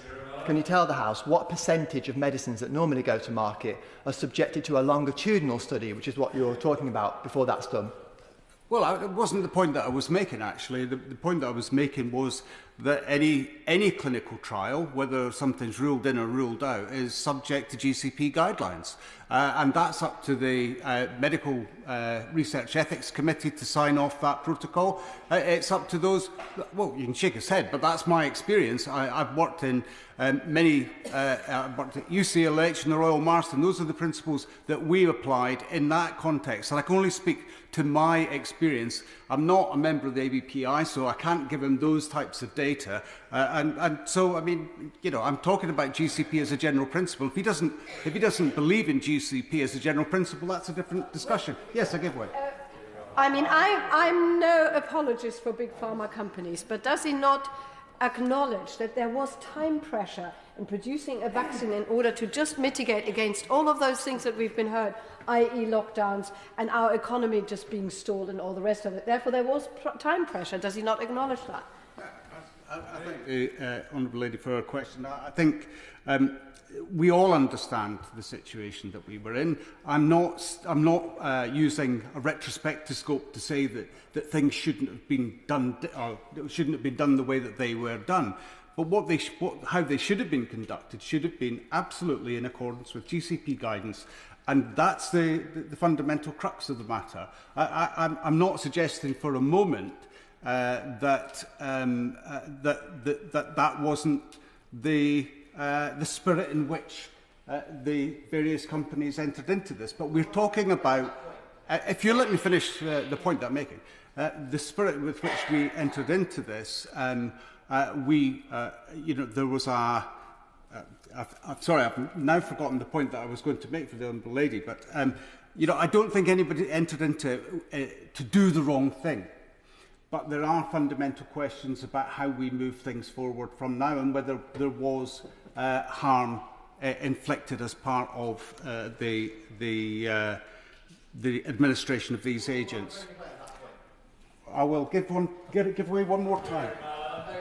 The reason why I raised again was the member opposite raised the point about timelines. This was done in 8 weeks, and how could it possibly be safe? And I made the point about longitudinal studies because actually a common deliberate attempt to mislead people about what went on with the vaccines is to suggest because it was done over a quick period of time, it can't possibly have been done correctly. Actually, typically trials take a long time because it takes a long time to recruit the right number of patients and do the work. The same number of patients will go through a trial over a longer period, but it doesn't change the baseline data, which is based on how many patients. We don't use longitudinal studies typically. This was done by using a lot of people in a short space of time to create the same amount of evidence. Clarifying point, but there certainly are people that I have spoken to who are involved in those clinical trials who have raised very serious and significant concerns about the way their experience after the drug was administered to them and the impact that it had on them in a very acute way was either minimised or written out of the trial data. Now, that's a very serious allegation, and I think that everyone should be interested in understanding the detail of that. That's certainly not what I would understand would fit within the principles of GCP. And so there are serious questions about how the trial studies were conducted. Of course, as the point as the member for North West Leicestershire made, the longitudinal element of that was impossible, and now we're seeing that. But that doesn't mean that we can ignore it. Absolutely not.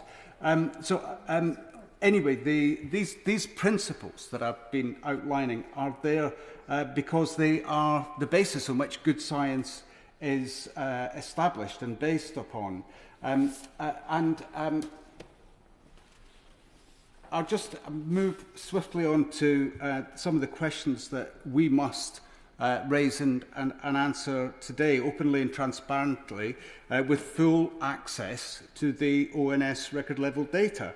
Now, I'm not saying that that should be disclosed to all and sundry, but surely the government can't defend its position that it's not willing to release that information to interested clinicians and clinical academics as a minimum.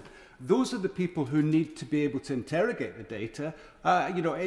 It's of little relevance to me. I don't have the means or the academic ability to interpret that, but it's something that certainly interested clinical academics should have access to. And I want to now move on to what we do know about some of the issues surrounding mRNA technology. We know that it doesn't replicate locally as we were assured it would do on launch. What it does is it metastasizes to distant tissue and replicates spike protein systemically, distant from that site of administration. And that is problematic for a number of reasons.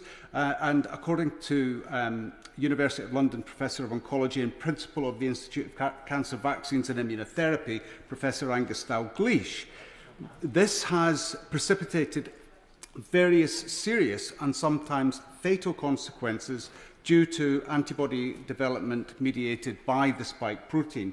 Now, I'm not going to go into the detail of that, but at a meeting that was convened by the Honourable Gentleman from North West Leicestershire, Professor Dalgleish told us that the UK government and its agencies are in serious denial about this issue, resulting in many deaths being poorly understood. I'll give you a couple of examples. So vaccine-induced immune thrombotic thrombocytopenia is one of the principal causes of blood clot formation, which can cause stroke, pulmonary emboli, and other cardiac-related events, including heart attacks, all of which can be life-limiting or fatal. Another antibody linked to the spike protein exerts an effect on myelin and is associated with Guillain-Barré syndrome and transverse myelitis, which is a swelling around the spinal cord. And Professor Dalgleish believes that this constitutes medical negligence because the facts are there for us all to see, and he contends that many deaths are as a direct result of unnecessary vaccination. Furthermore, he advised us that there are a greater number of yellow cards to MHRA for COVID vaccines than all other vaccines recorded, and nothing has really been done, and I'll come on to that just now. In a recent written answer to me, it was confirmed that the MHRA have received 489,004 spontaneous suspected adverse drug reaction reports relating to COVID-19 vaccine, up to and including the 28th of February of this year. And across the United Kingdom, 2,734 of those reports were associated with a fatal outcome. Of course, the true number, which is the nature of yellow card reporting, is only a fraction of adverse events are reported, is unknown. And that's probably because of limited public awareness about some of the potential consequences or some of the potential complications of vaccine, and that well understood underreporting of those adverse events. But this is really important because the yellow card system is a key element of safe and effective clinical care. If they're not being evaluated properly, I can think of no greater betrayal of the MHRA's clinical governance responsibility.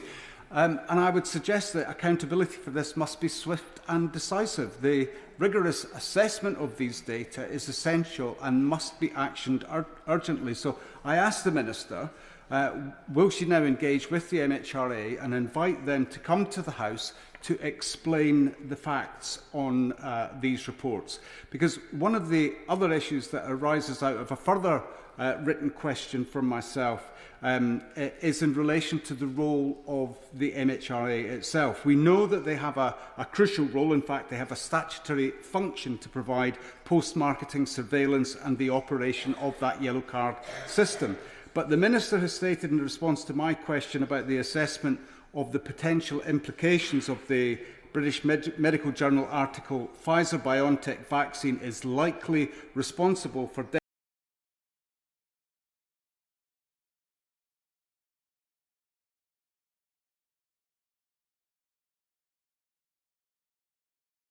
Review finds shortly. I think that everyone should be interested in understanding the detail of that. That's certainly not what I would understand would fit within the principles of GCP, and so there are serious questions about how the trial studies were conducted.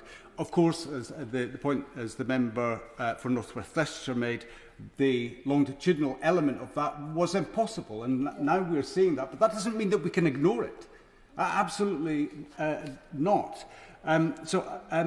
Anyway, these principles that I've been outlining are there because they are the basis on which good science is established and based upon. I'll just move swiftly on to some of the questions that we must raise and answer today, openly and transparently, with full access to the ONS record level data. Now, I'm not saying that that should be disclosed to all and sundry, but surely the government can't defend its position that it's not willing to release that information to interested clinicians and clinical academics as a minimum. Those are the people who need to be able to interrogate the data. It's of little relevance to me. I don't have the means or the academic ability to interpret that, but it's something that certainly interested clinical academics should have access to. And I want to now move on to what we do know about some of the issues surrounding mRNA technology. We know that it doesn't replicate locally as we were assured it would do on launch. What it does is it metastasizes to distant tissue and replicates spike protein systemically, distant from that site of administration. And that is problematic for a number of reasons. And according to University of London Professor of Oncology and Principal of the Institute of Cancer Vaccines and Immunotherapy, Professor Angus Dalgleish, this has precipitated various serious and sometimes fatal consequences due to antibody development mediated by the spike protein. Now, I'm not going to go into the detail of that, but at a meeting that was convened by the Honourable Gentleman from North West Leicestershire, Professor Dalgleish told us that the UK government and its agencies are in serious denial about this issue, resulting in many deaths being poorly understood. I'll give you a couple of examples. So, vaccine-induced immune thrombotic thrombocytopenia is one of the principal causes of blood clot formation, which can cause stroke, pulmonary emboli, and other cardiac-related events, including heart attacks, all of which can be life-limiting or fatal. Another antibody linked to the spike protein exerts an effect on myelin and is associated with Guillain-Barré syndrome and transverse myelitis, which is a swelling around the spinal cord. And Professor Dalgleish believes that this constitutes medical negligence because the facts are there for us all to see, and he contends that many deaths are as a direct result of unnecessary vaccination. Furthermore, he advised us that there are a greater number of yellow cards to MHRA for COVID vaccines than all other vaccines recorded, and nothing has really been done, and I'll come on to that just now. In a recent written answer to me, it was confirmed that the MHRA have received 489,004 spontaneous suspected adverse drug reaction reports relating to COVID-19 vaccine, up to and including the 28th of February of this year. And across the United Kingdom, 2,734 of those reports were associated with a fatal outcome. Of course, the true number, which is the nature of yellow card reporting, is only a fraction of adverse events are reported, is unknown. And that's probably because of limited public awareness about some of the potential consequences or some of the potential complications of vaccine and that well understood underreporting of those adverse events. But this is really important because the yellow card system is a key element of safe and effective clinical care. If they're not being evaluated properly, I can think of no greater betrayal of the MHRA's clinical governance responsibility. And I would suggest that accountability for this must be swift and decisive. The rigorous assessment of these data is essential and must be actioned urgently. So I ask the Minister, will she now engage with the MHRA and invite them to come to the House to explain the facts on these reports? Because one of the other issues that arises out of a further written question from myself is in relation to the role of the MHRA itself. We know that they have a crucial role. In fact, they have a statutory function to provide post-marketing surveillance and the operation of that yellow card system. But the Minister has stated in response to my question about the assessment of the potential implications of the British Medical Journal article, Pfizer-BioNTech vaccine is likely responsible for deaths of some elderly patients, Norwegian Review finds, that, and this is and I quote the response, the MHRA communicates safety advice based upon consideration of the totality of evidence from all relevant information sources rather than the strengths and limitations of individual data sources.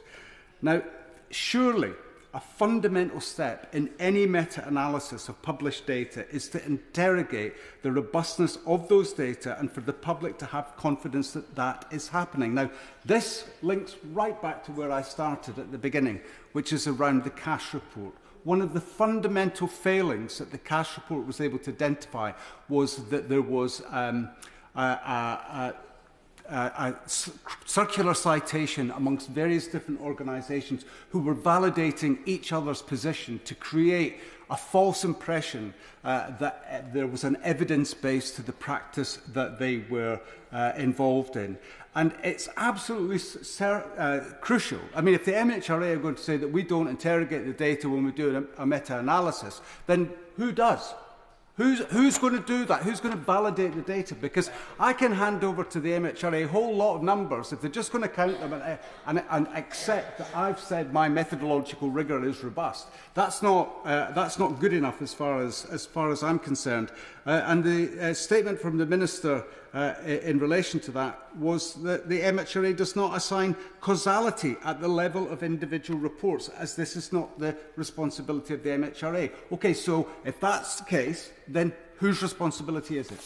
Who is interrogating the data? Who is making that decision? And if no one is making that decision, how can we get from correlation to a developed picture of causation or not?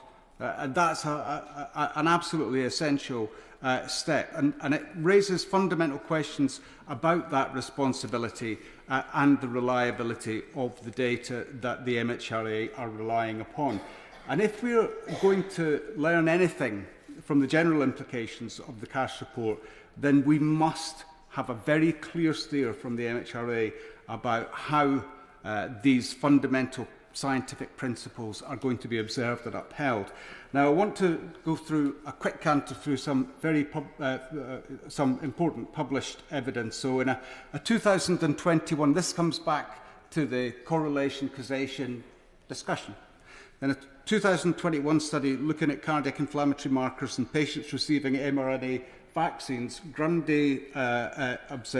Stephen Grundy observed that mRNA vaccination numerically increased inflammatory markers previously described by others for denoting inflammation on the endothelium and T-cell infiltration of cardiac muscles in a patient population receiving the vaccine.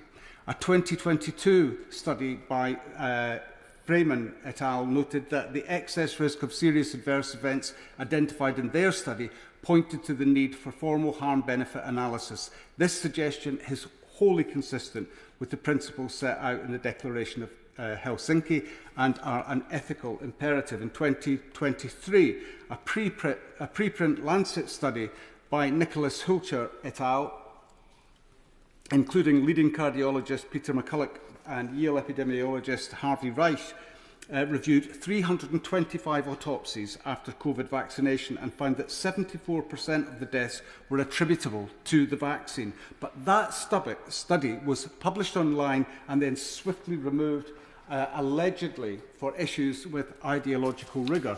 I wonder if it was the MHRA who did the assessment of its rigour or not. Surely these data, however the problematic some of the methodology might have been, surely these data and findings demand further scrutiny, not removal.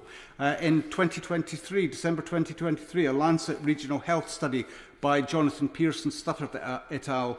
Examined excess mortality in England post-COVID-19 pandemic and the implications for secondary prevention. They state, and I quote, "Many countries, including the UK, have continued to experience an apparent excess of deaths long after the peaks associated with the COVID-19 pandemic in 2020 and 2021.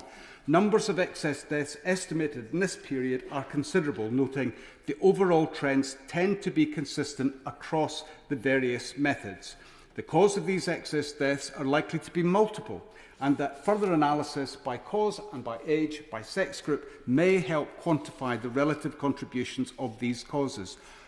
And I ask this question again, shouldn't we at least be curious about this?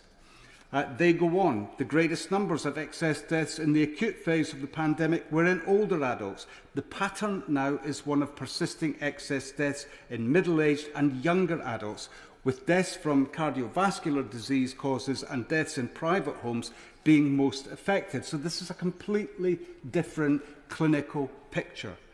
And timely and granular analysis are needed to describe such trends and so to inform prevention and disease management efforts. Recently disclosed documents as part of a Freedom of Information lawsuit against the US FDA indicate the agency was aware that the safety monitoring system for Pfizer's COVID-19 vaccine was not sufficient, that's quotation, for assessing associated heart conditions when it licensed the company's vaccine.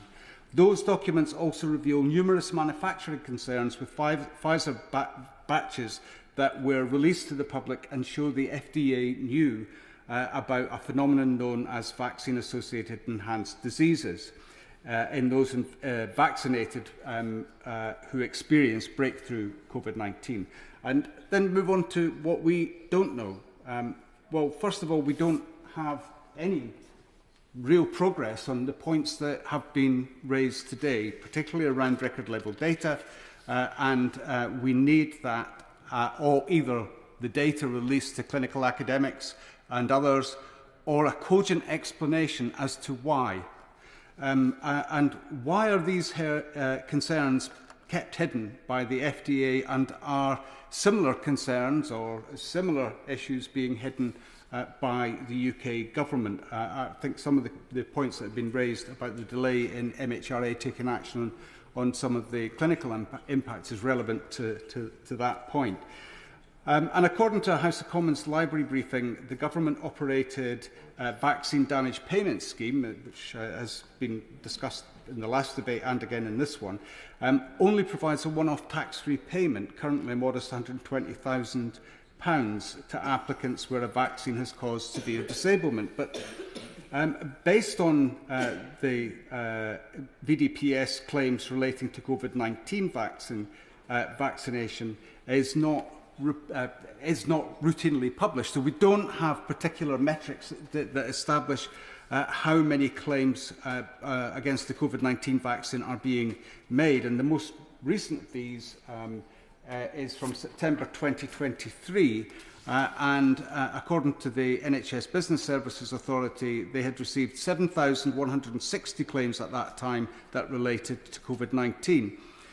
Following medical assessment, 142, just under 2% of these claims were awarded, and 3,030 were rejected. A further 192 claims were found to be invalid, and we need to understand why. What are these claims being measured against, and who is interpreting the clinical assessment information? But we also must ask, are the exclusion criteria reliable given the concerns that have been raised today?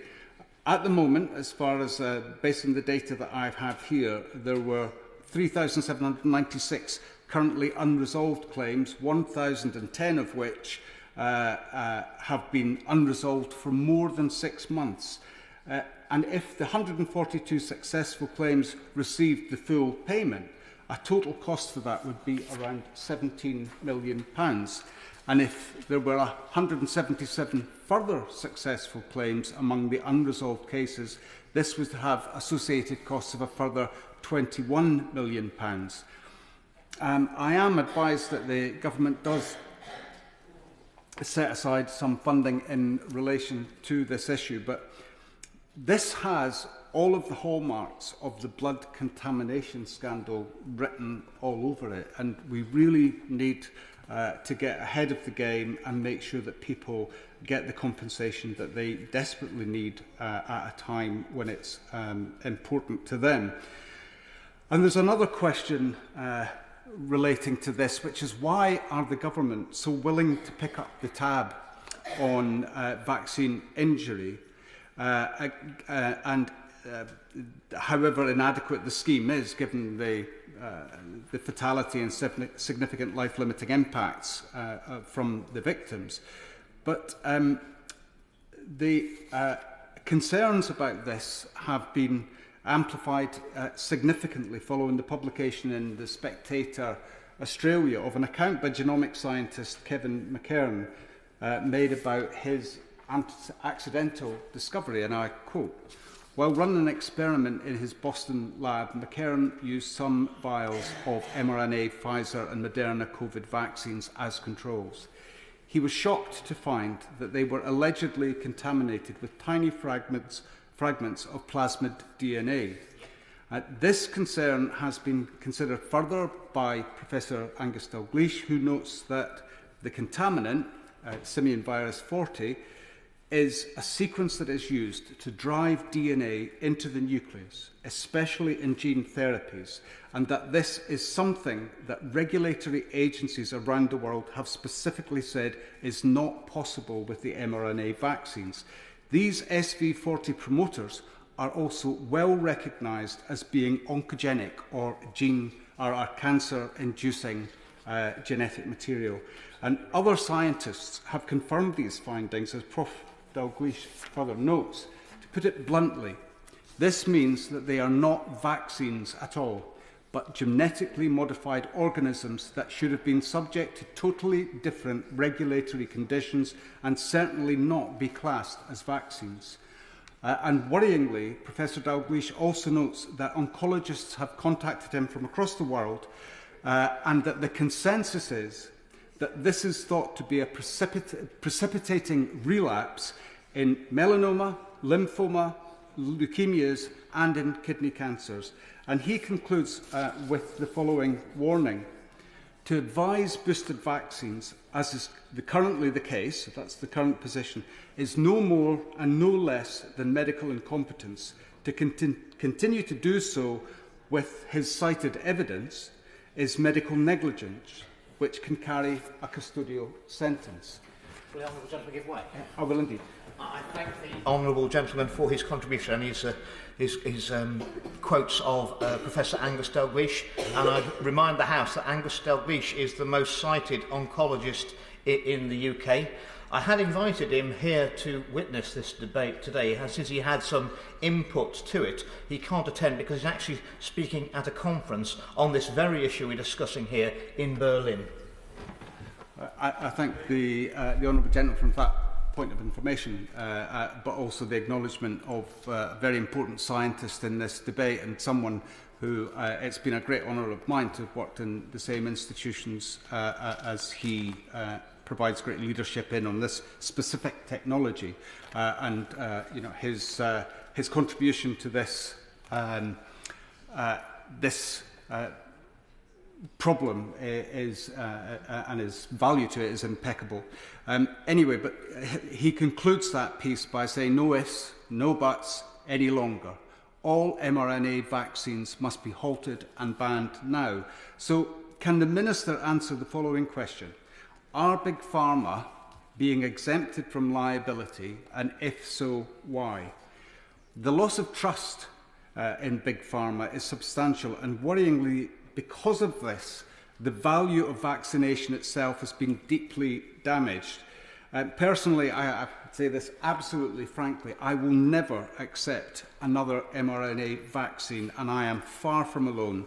So will the Minister agree to full disclosure of the data and an investigation of the facts? And will the Minister also commit to instructing ONS to release the record-level data? Or will it take someone like New Zealander Barry Young, a whistleblower who has been imprisoned for publishing their record-level data, to surface his concerns about the COVID vaccine programme in New Zealand? As we've seen with the Horizon scandal, government must never bury the facts when lives are being lost and futures destroyed. There is no greater betrayal. So in closing, the foundation of good clinical practice are under threat, and I put that into context with the December 2023 pathology research and practice paper on gene-based COVID-19 vaccines from Rodeza and Parry, and they gave this following warning. Pandemic management requires societal coordination, global orchestration, respect for human rights and defence of ethical principles. Yet some approaches to the COVID-19 pandemic, driven by socio-economic, corporate and political interests, have undermined key pillars of ethical medical science. None of these clinical experts are quacks or conspiracy theorists. And as the government has said so often during the pandemic, we must follow the science. Thank you, Mr. Deputy Speaker.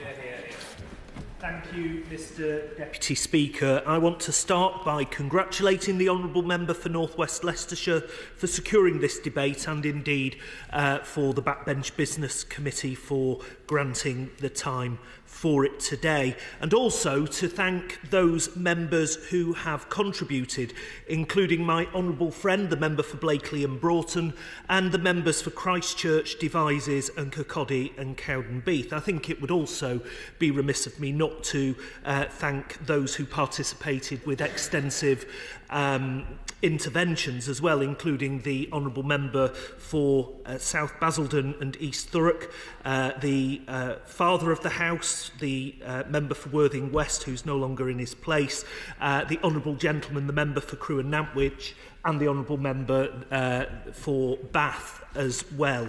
We've had a good and I think fairly measured debate, given the strong feelings that are held on this issue on both sides of the debate, and I think it's probably important, Mr. Deputy Speaker, to accurately define the subject we are discussing here today. The term excess deaths is not new, nor in any way derived directly from the COVID-19 pandemic. It is a key statistic continuously tracked by governments of all colours and political persuasions over a number of years, and it is data that helps ministers to keep informed and indeed to inform policy development and measures to improve health outcomes in our communities. Vaccines in the COVID-19 pandemic were, and I think importantly, they remain an essential tool in our fight against COVID-19. Shadow Minister, give way on that point. I won't give way, I'm just opening. I disagree with the member for Kirkcaldy and Cowdenbeath in this respect. I think it's evident from the COVID death data during the pandemic, throughout the lockdowns, that those COVID-related deaths came down significantly, almost immediately as the vaccine was rolled out. So I think what we can say, as indeed the honourable member for Christchurch said in his contribution, that for many people, many millions of people in this country, the vaccine was a success, and it allowed us to return to lives that are as near normal as possible. However, we cannot underestimate, I don't think, the fact that COVID-19 was a massive killer in this country. We only have to look at the wall across the river from this Palace of Westminster to see the impact that COVID-19 had on communities up and down this country. And so I remain, and the opposition remains, firmly of the view that the COVID-19 vaccines played a massive fundamental role in returning life to normal.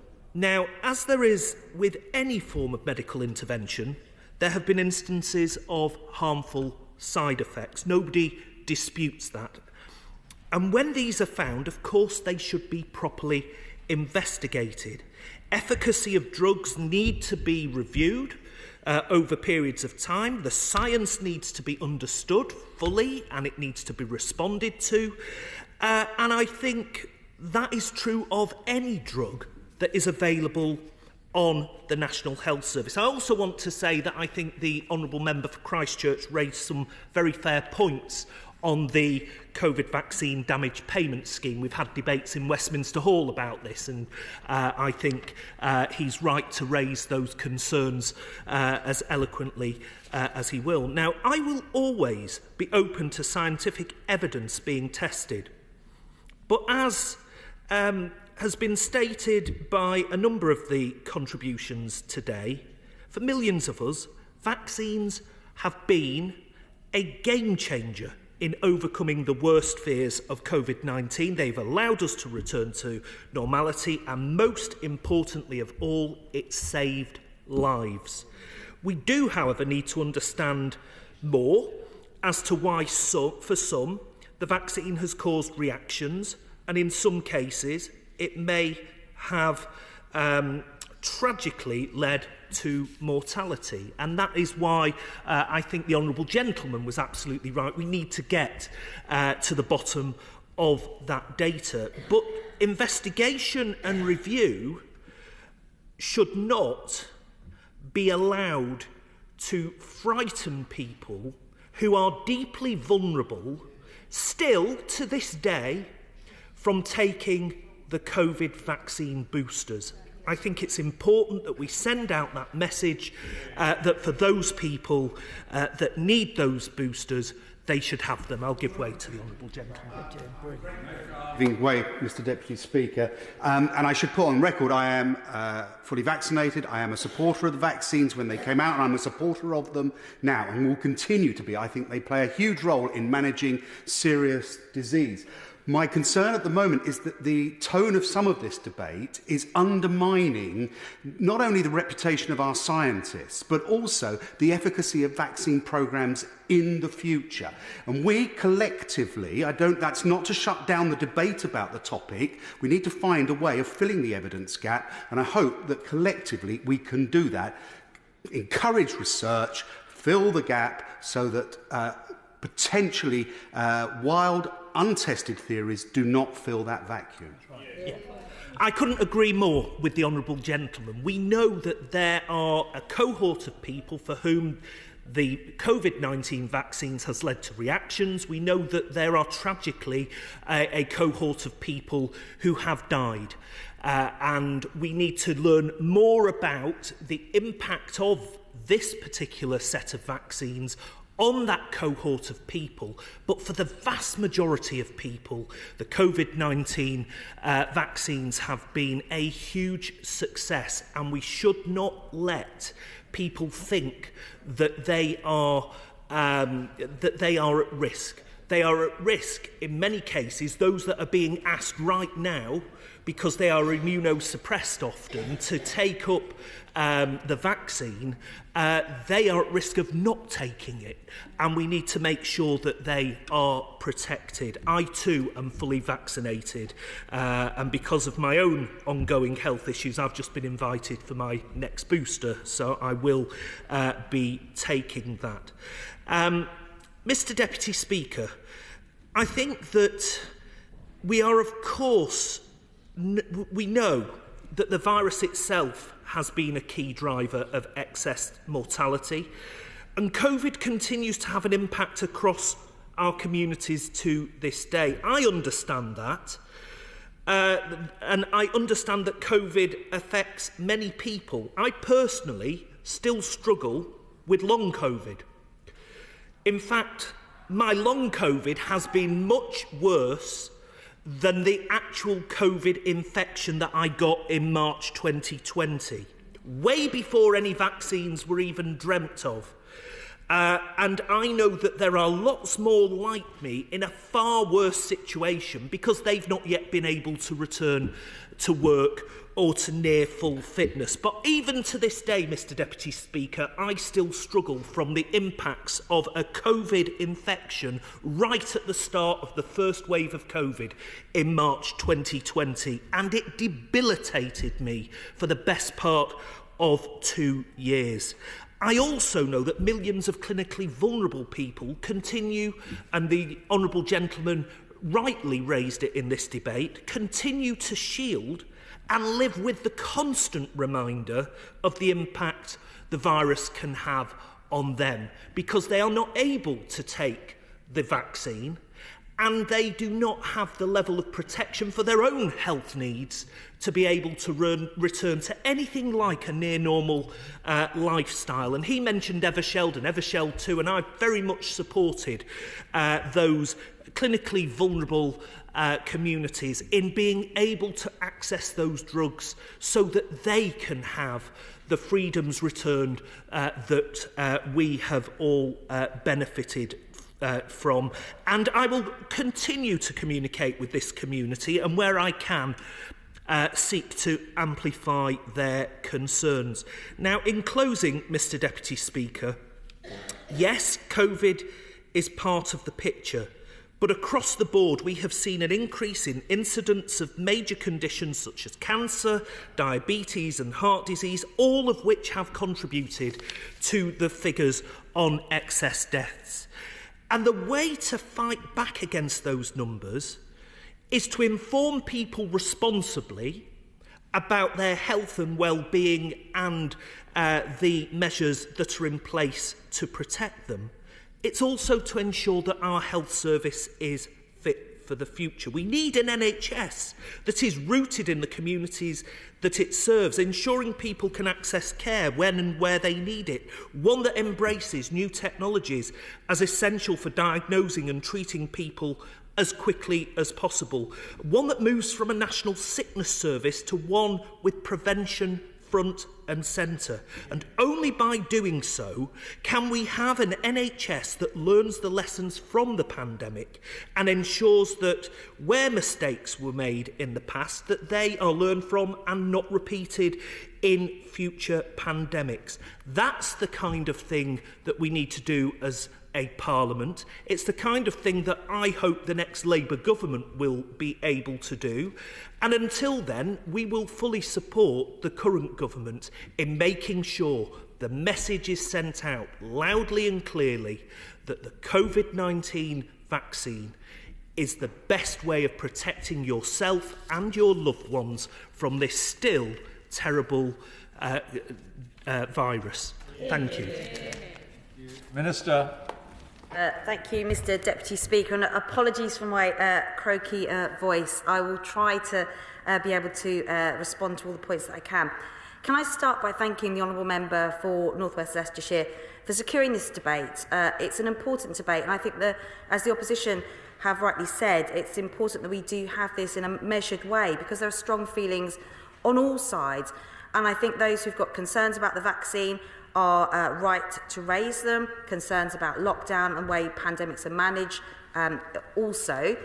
But also it's right and proper that those who have a view that vaccines do protect people, that difficult decisions did have to be made without, as the Right Honourable Member for Blackley important highlighted, with hindsight it's much easier to come to different conclusions. And I think it's really important that as we go forward in still living with COVID, that we do continue this in a measured debate on all sides so that people have a chance, because we've seen in recent weeks the impact, whether it's the post office, whether it's Tavistock, of when people aren't able to speak freely on all sides and raise concerns. Now, we did have a number of debates, as I've said, including in January, and I absolutely acknowledge then that the Honourable Member for North West Leicestershire was correct, that we have seen excess deaths in recent years. But excess deaths are not new. They were before COVID and they are since COVID as well. But it's important to look at the figures because the Office for National Statistics indicate that the number of excess deaths have been reducing year on year since the high of 2020, when there were 66,740 excess deaths in England. And I can only talk about England because health has obviously devolved, and governments in Scotland, Wales and Northern Ireland will have their own data. But in 2022, that went down to 37,701. And in 2023, there were just 10,206 excess deaths in England. Now, can I just make a little bit of progress, if I may, because I don't have a huge amount of time to respond. I will take interventions from him. But it's important to remember that every single one of those people is a person, is a family member, is a loved one. But what may reassure the House greatly, as it does with me, is that for the current year, the ONS has reported negative excess deaths for every week so far in 2024. The Minister for giving way. And the question is that after a pandemic, which has been, we've been out of the pandemic for quite some years, you would expect a deficit in deaths. Why haven't we had a deficit for the last 2 years when we haven't had the COVID pandemic? Well, he may not have missed the last sentence before his intervention. I said, and I'll just repeat this, from the ONS data, for every week in 2024, so far we've had negative excess deaths. So that actually goes to specifically his point. We're not complacent, though. As I set out in previous debates, when we have seen those rise in excess deaths, and we have seen significant excess deaths, we have been looking at that data to see the cause behind it, whether it is the vaccine, whether it is COVID, whether it is other factors. And we've been working so hard, and I'm really pleased that we are now starting to see negative excess deaths. And just to highlight some of the work that we have been doing to when we've looked at those figures, because we did have an incident of high flu prevalence in 2022, for example, we had a peak of 31.8% positive flu tests. Now, that's highly likely to be because we locked down the country for 2 years and people's immunity was not used to flu. That's why last winter we brought forward our flu vaccine and extended it the year before to the over 65s, because we recognised people's immunity to flu and respiratory illnesses was low because we had locked them down. And I think we need to be honest about that. Then this winter, as a result, we've seen fewer admissions, fewer deaths from flu and respiratory illnesses. We've also seen challenges with other health conditions such as diabetes and cardiac disease, where routinely people have been coming forward for their checks. Again, routine treatments and access to appointments, even now, is difficult with the backlogs of tests and examinations that need to happen. But when we've looked at this, in particular with cardiac disease, for example, we saw that last year there was a 2% higher than expected rate of deaths from cardiovascular disease, with over 2,200 excess deaths. That's why we are reinvesting in our NHS health check, which was on pause during COVID, where people couldn't get their blood pressure checked, couldn't get their cholesterol checked, couldn't go on smoking prevention programmes. We restarted those, and as a result, we are starting to see those excess deaths from cardiac disease starting to fall. We also want to use it as an opportunity to roll out our new digital health checks. So we recognise that sometimes access is difficult to GPs. So the digital health checks are being rolled out and expected to deliver an additional 1 million checks in the first 4 years. We've got £10 million in a pilot to deliver cardiovascular checks in the workplace, again making it as easy as possible for people to get checked. And we've got our Pharmacy First rollout as well. Now, that's just from general health purposes that we know all contributed to excess death rates. And I just want to touch on the kind of the crux of the matter, really, which is the COVID vaccine, which has come through all of these debates. And I just want to say, from my perspective, I wasn't a health minister at the time, so I didn't have to make some of those difficult decisions. I will say to the right honourable gentleman for Bletchley and Broughton, he's absolutely right. As the Pandemic Preparedness Minister, I do want those findings of the inquiry. I'm having to make difficult decisions now about potential future pandemics, which may never happen, but which could happen tomorrow. We just don't know. And the results of that about lockdowns, face masks, vaccines, that is all really useful information. And at the moment, I'm not much the wiser as to the results of the inquiry. And the Module 4, I want to see any evidence, if there is evidence, about vaccine safety, because that's how we learn. And so I think we're all singing from the same hymn sheet, that we want to do the best. But at times of a pandemic, when you're watching those TV screens from around the world, when the media are often pushing you to lock down harder and faster and longer, you have difficult decisions to make without that benefit of hindsight. And I was also working on the wards. I went back to the wards during COVID. Yeah. I looked after COVID patients who were being treated for cancer. We lost many of them. We lost a number of staff as well. And so I've seen it from all sides of the fence. And I have to say, I will give way. Thank you. Of all the concerning things that I felt that the member opposite made in his opening statement, one in particular really appalled me, and that was the suggestion that staff during COVID, if you weren't eligible for a ventilator, essentially condemned you to death. I thought it was a deeply disturbing thing to say and didn't reflect my experience, the privilege I had of volunteering on the front line, like the Minister did, where I saw staff battling to save people with all the medical treatments that are available to us, whatever their age, as best as they possibly could. Would you join me in paying tribute to those staff who worked so hard to save as many lives as they possibly could? And to both of you. Yeah, no, absolutely. And can I thank him for his work, because they were difficult times. We didn't have a vaccine in those days.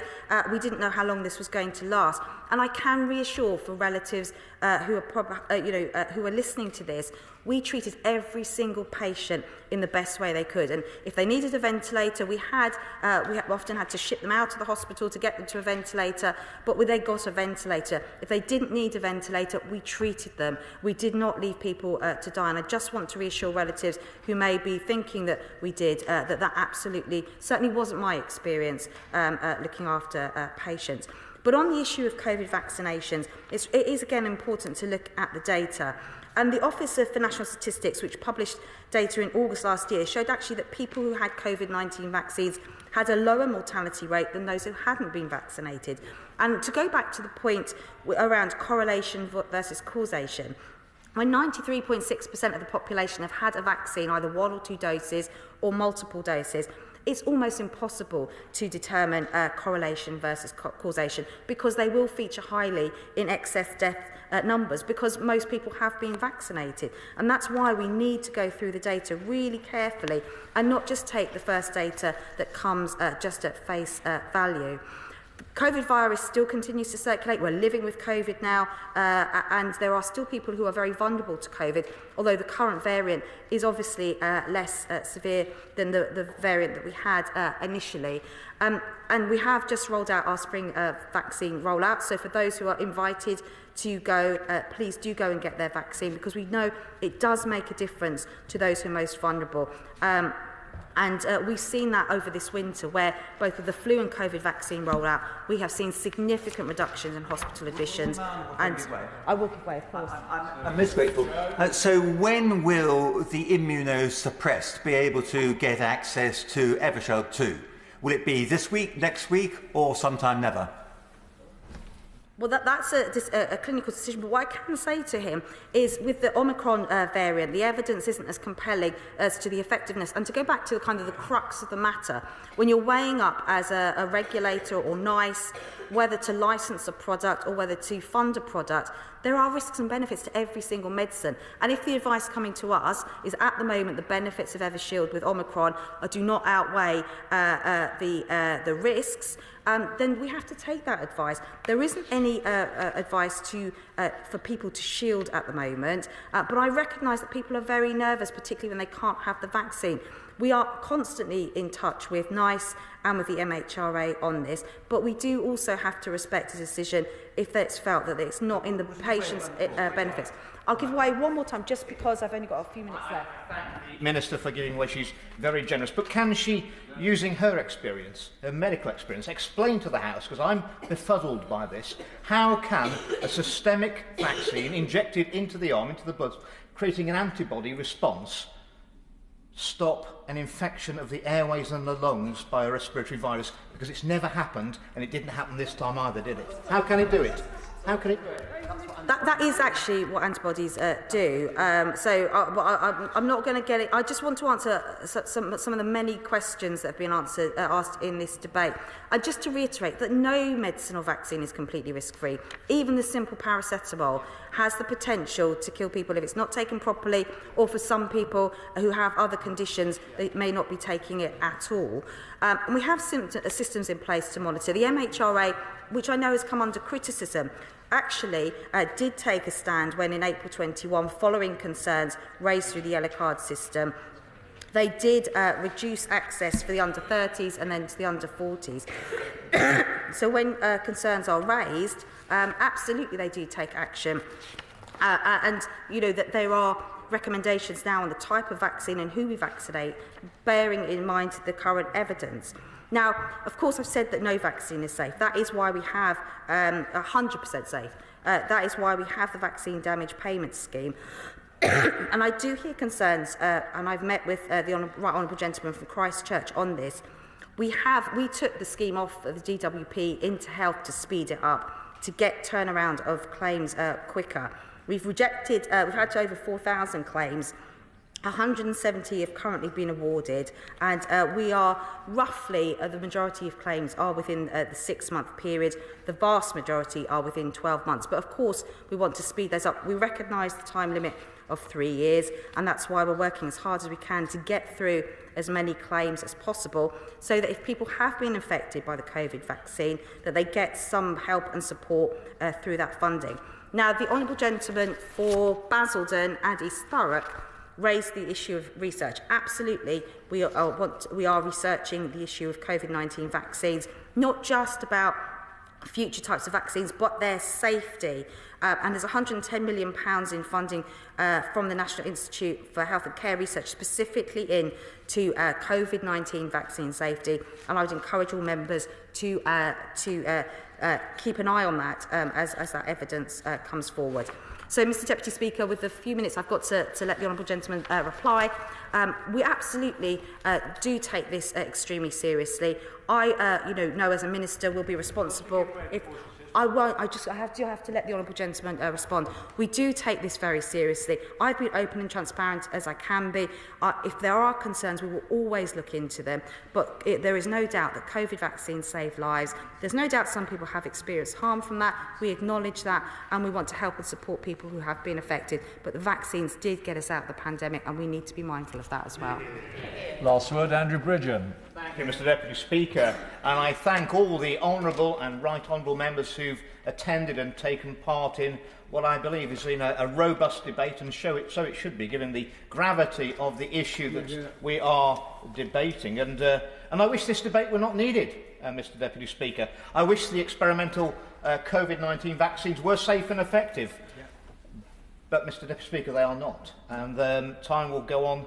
The longer we go on without admitting the problem, the bigger the problem will become, and the more harm they will continue to cause. This House those in this House can continue to deny that they are causing harms and deaths, and the legacy media can continue to censor all reports of vaccine harms and excess deaths. But the people know, Mr Deputy Speaker, the people know in increasing numbers, because they're the ones who are losing their loved ones and their relatives. I urge the government, release the control level data and let's sort this out once and for all.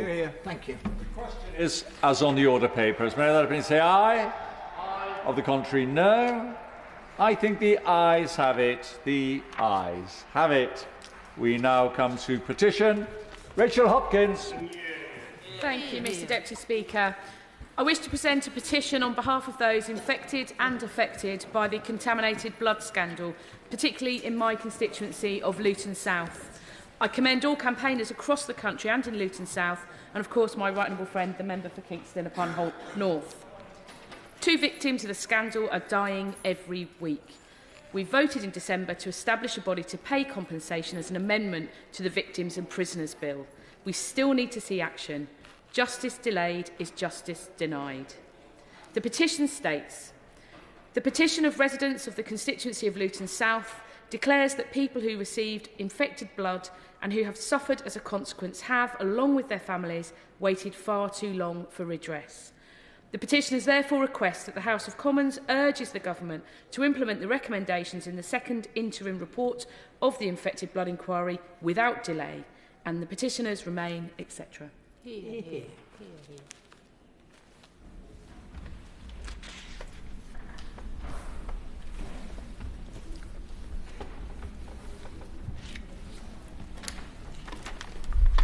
Petition.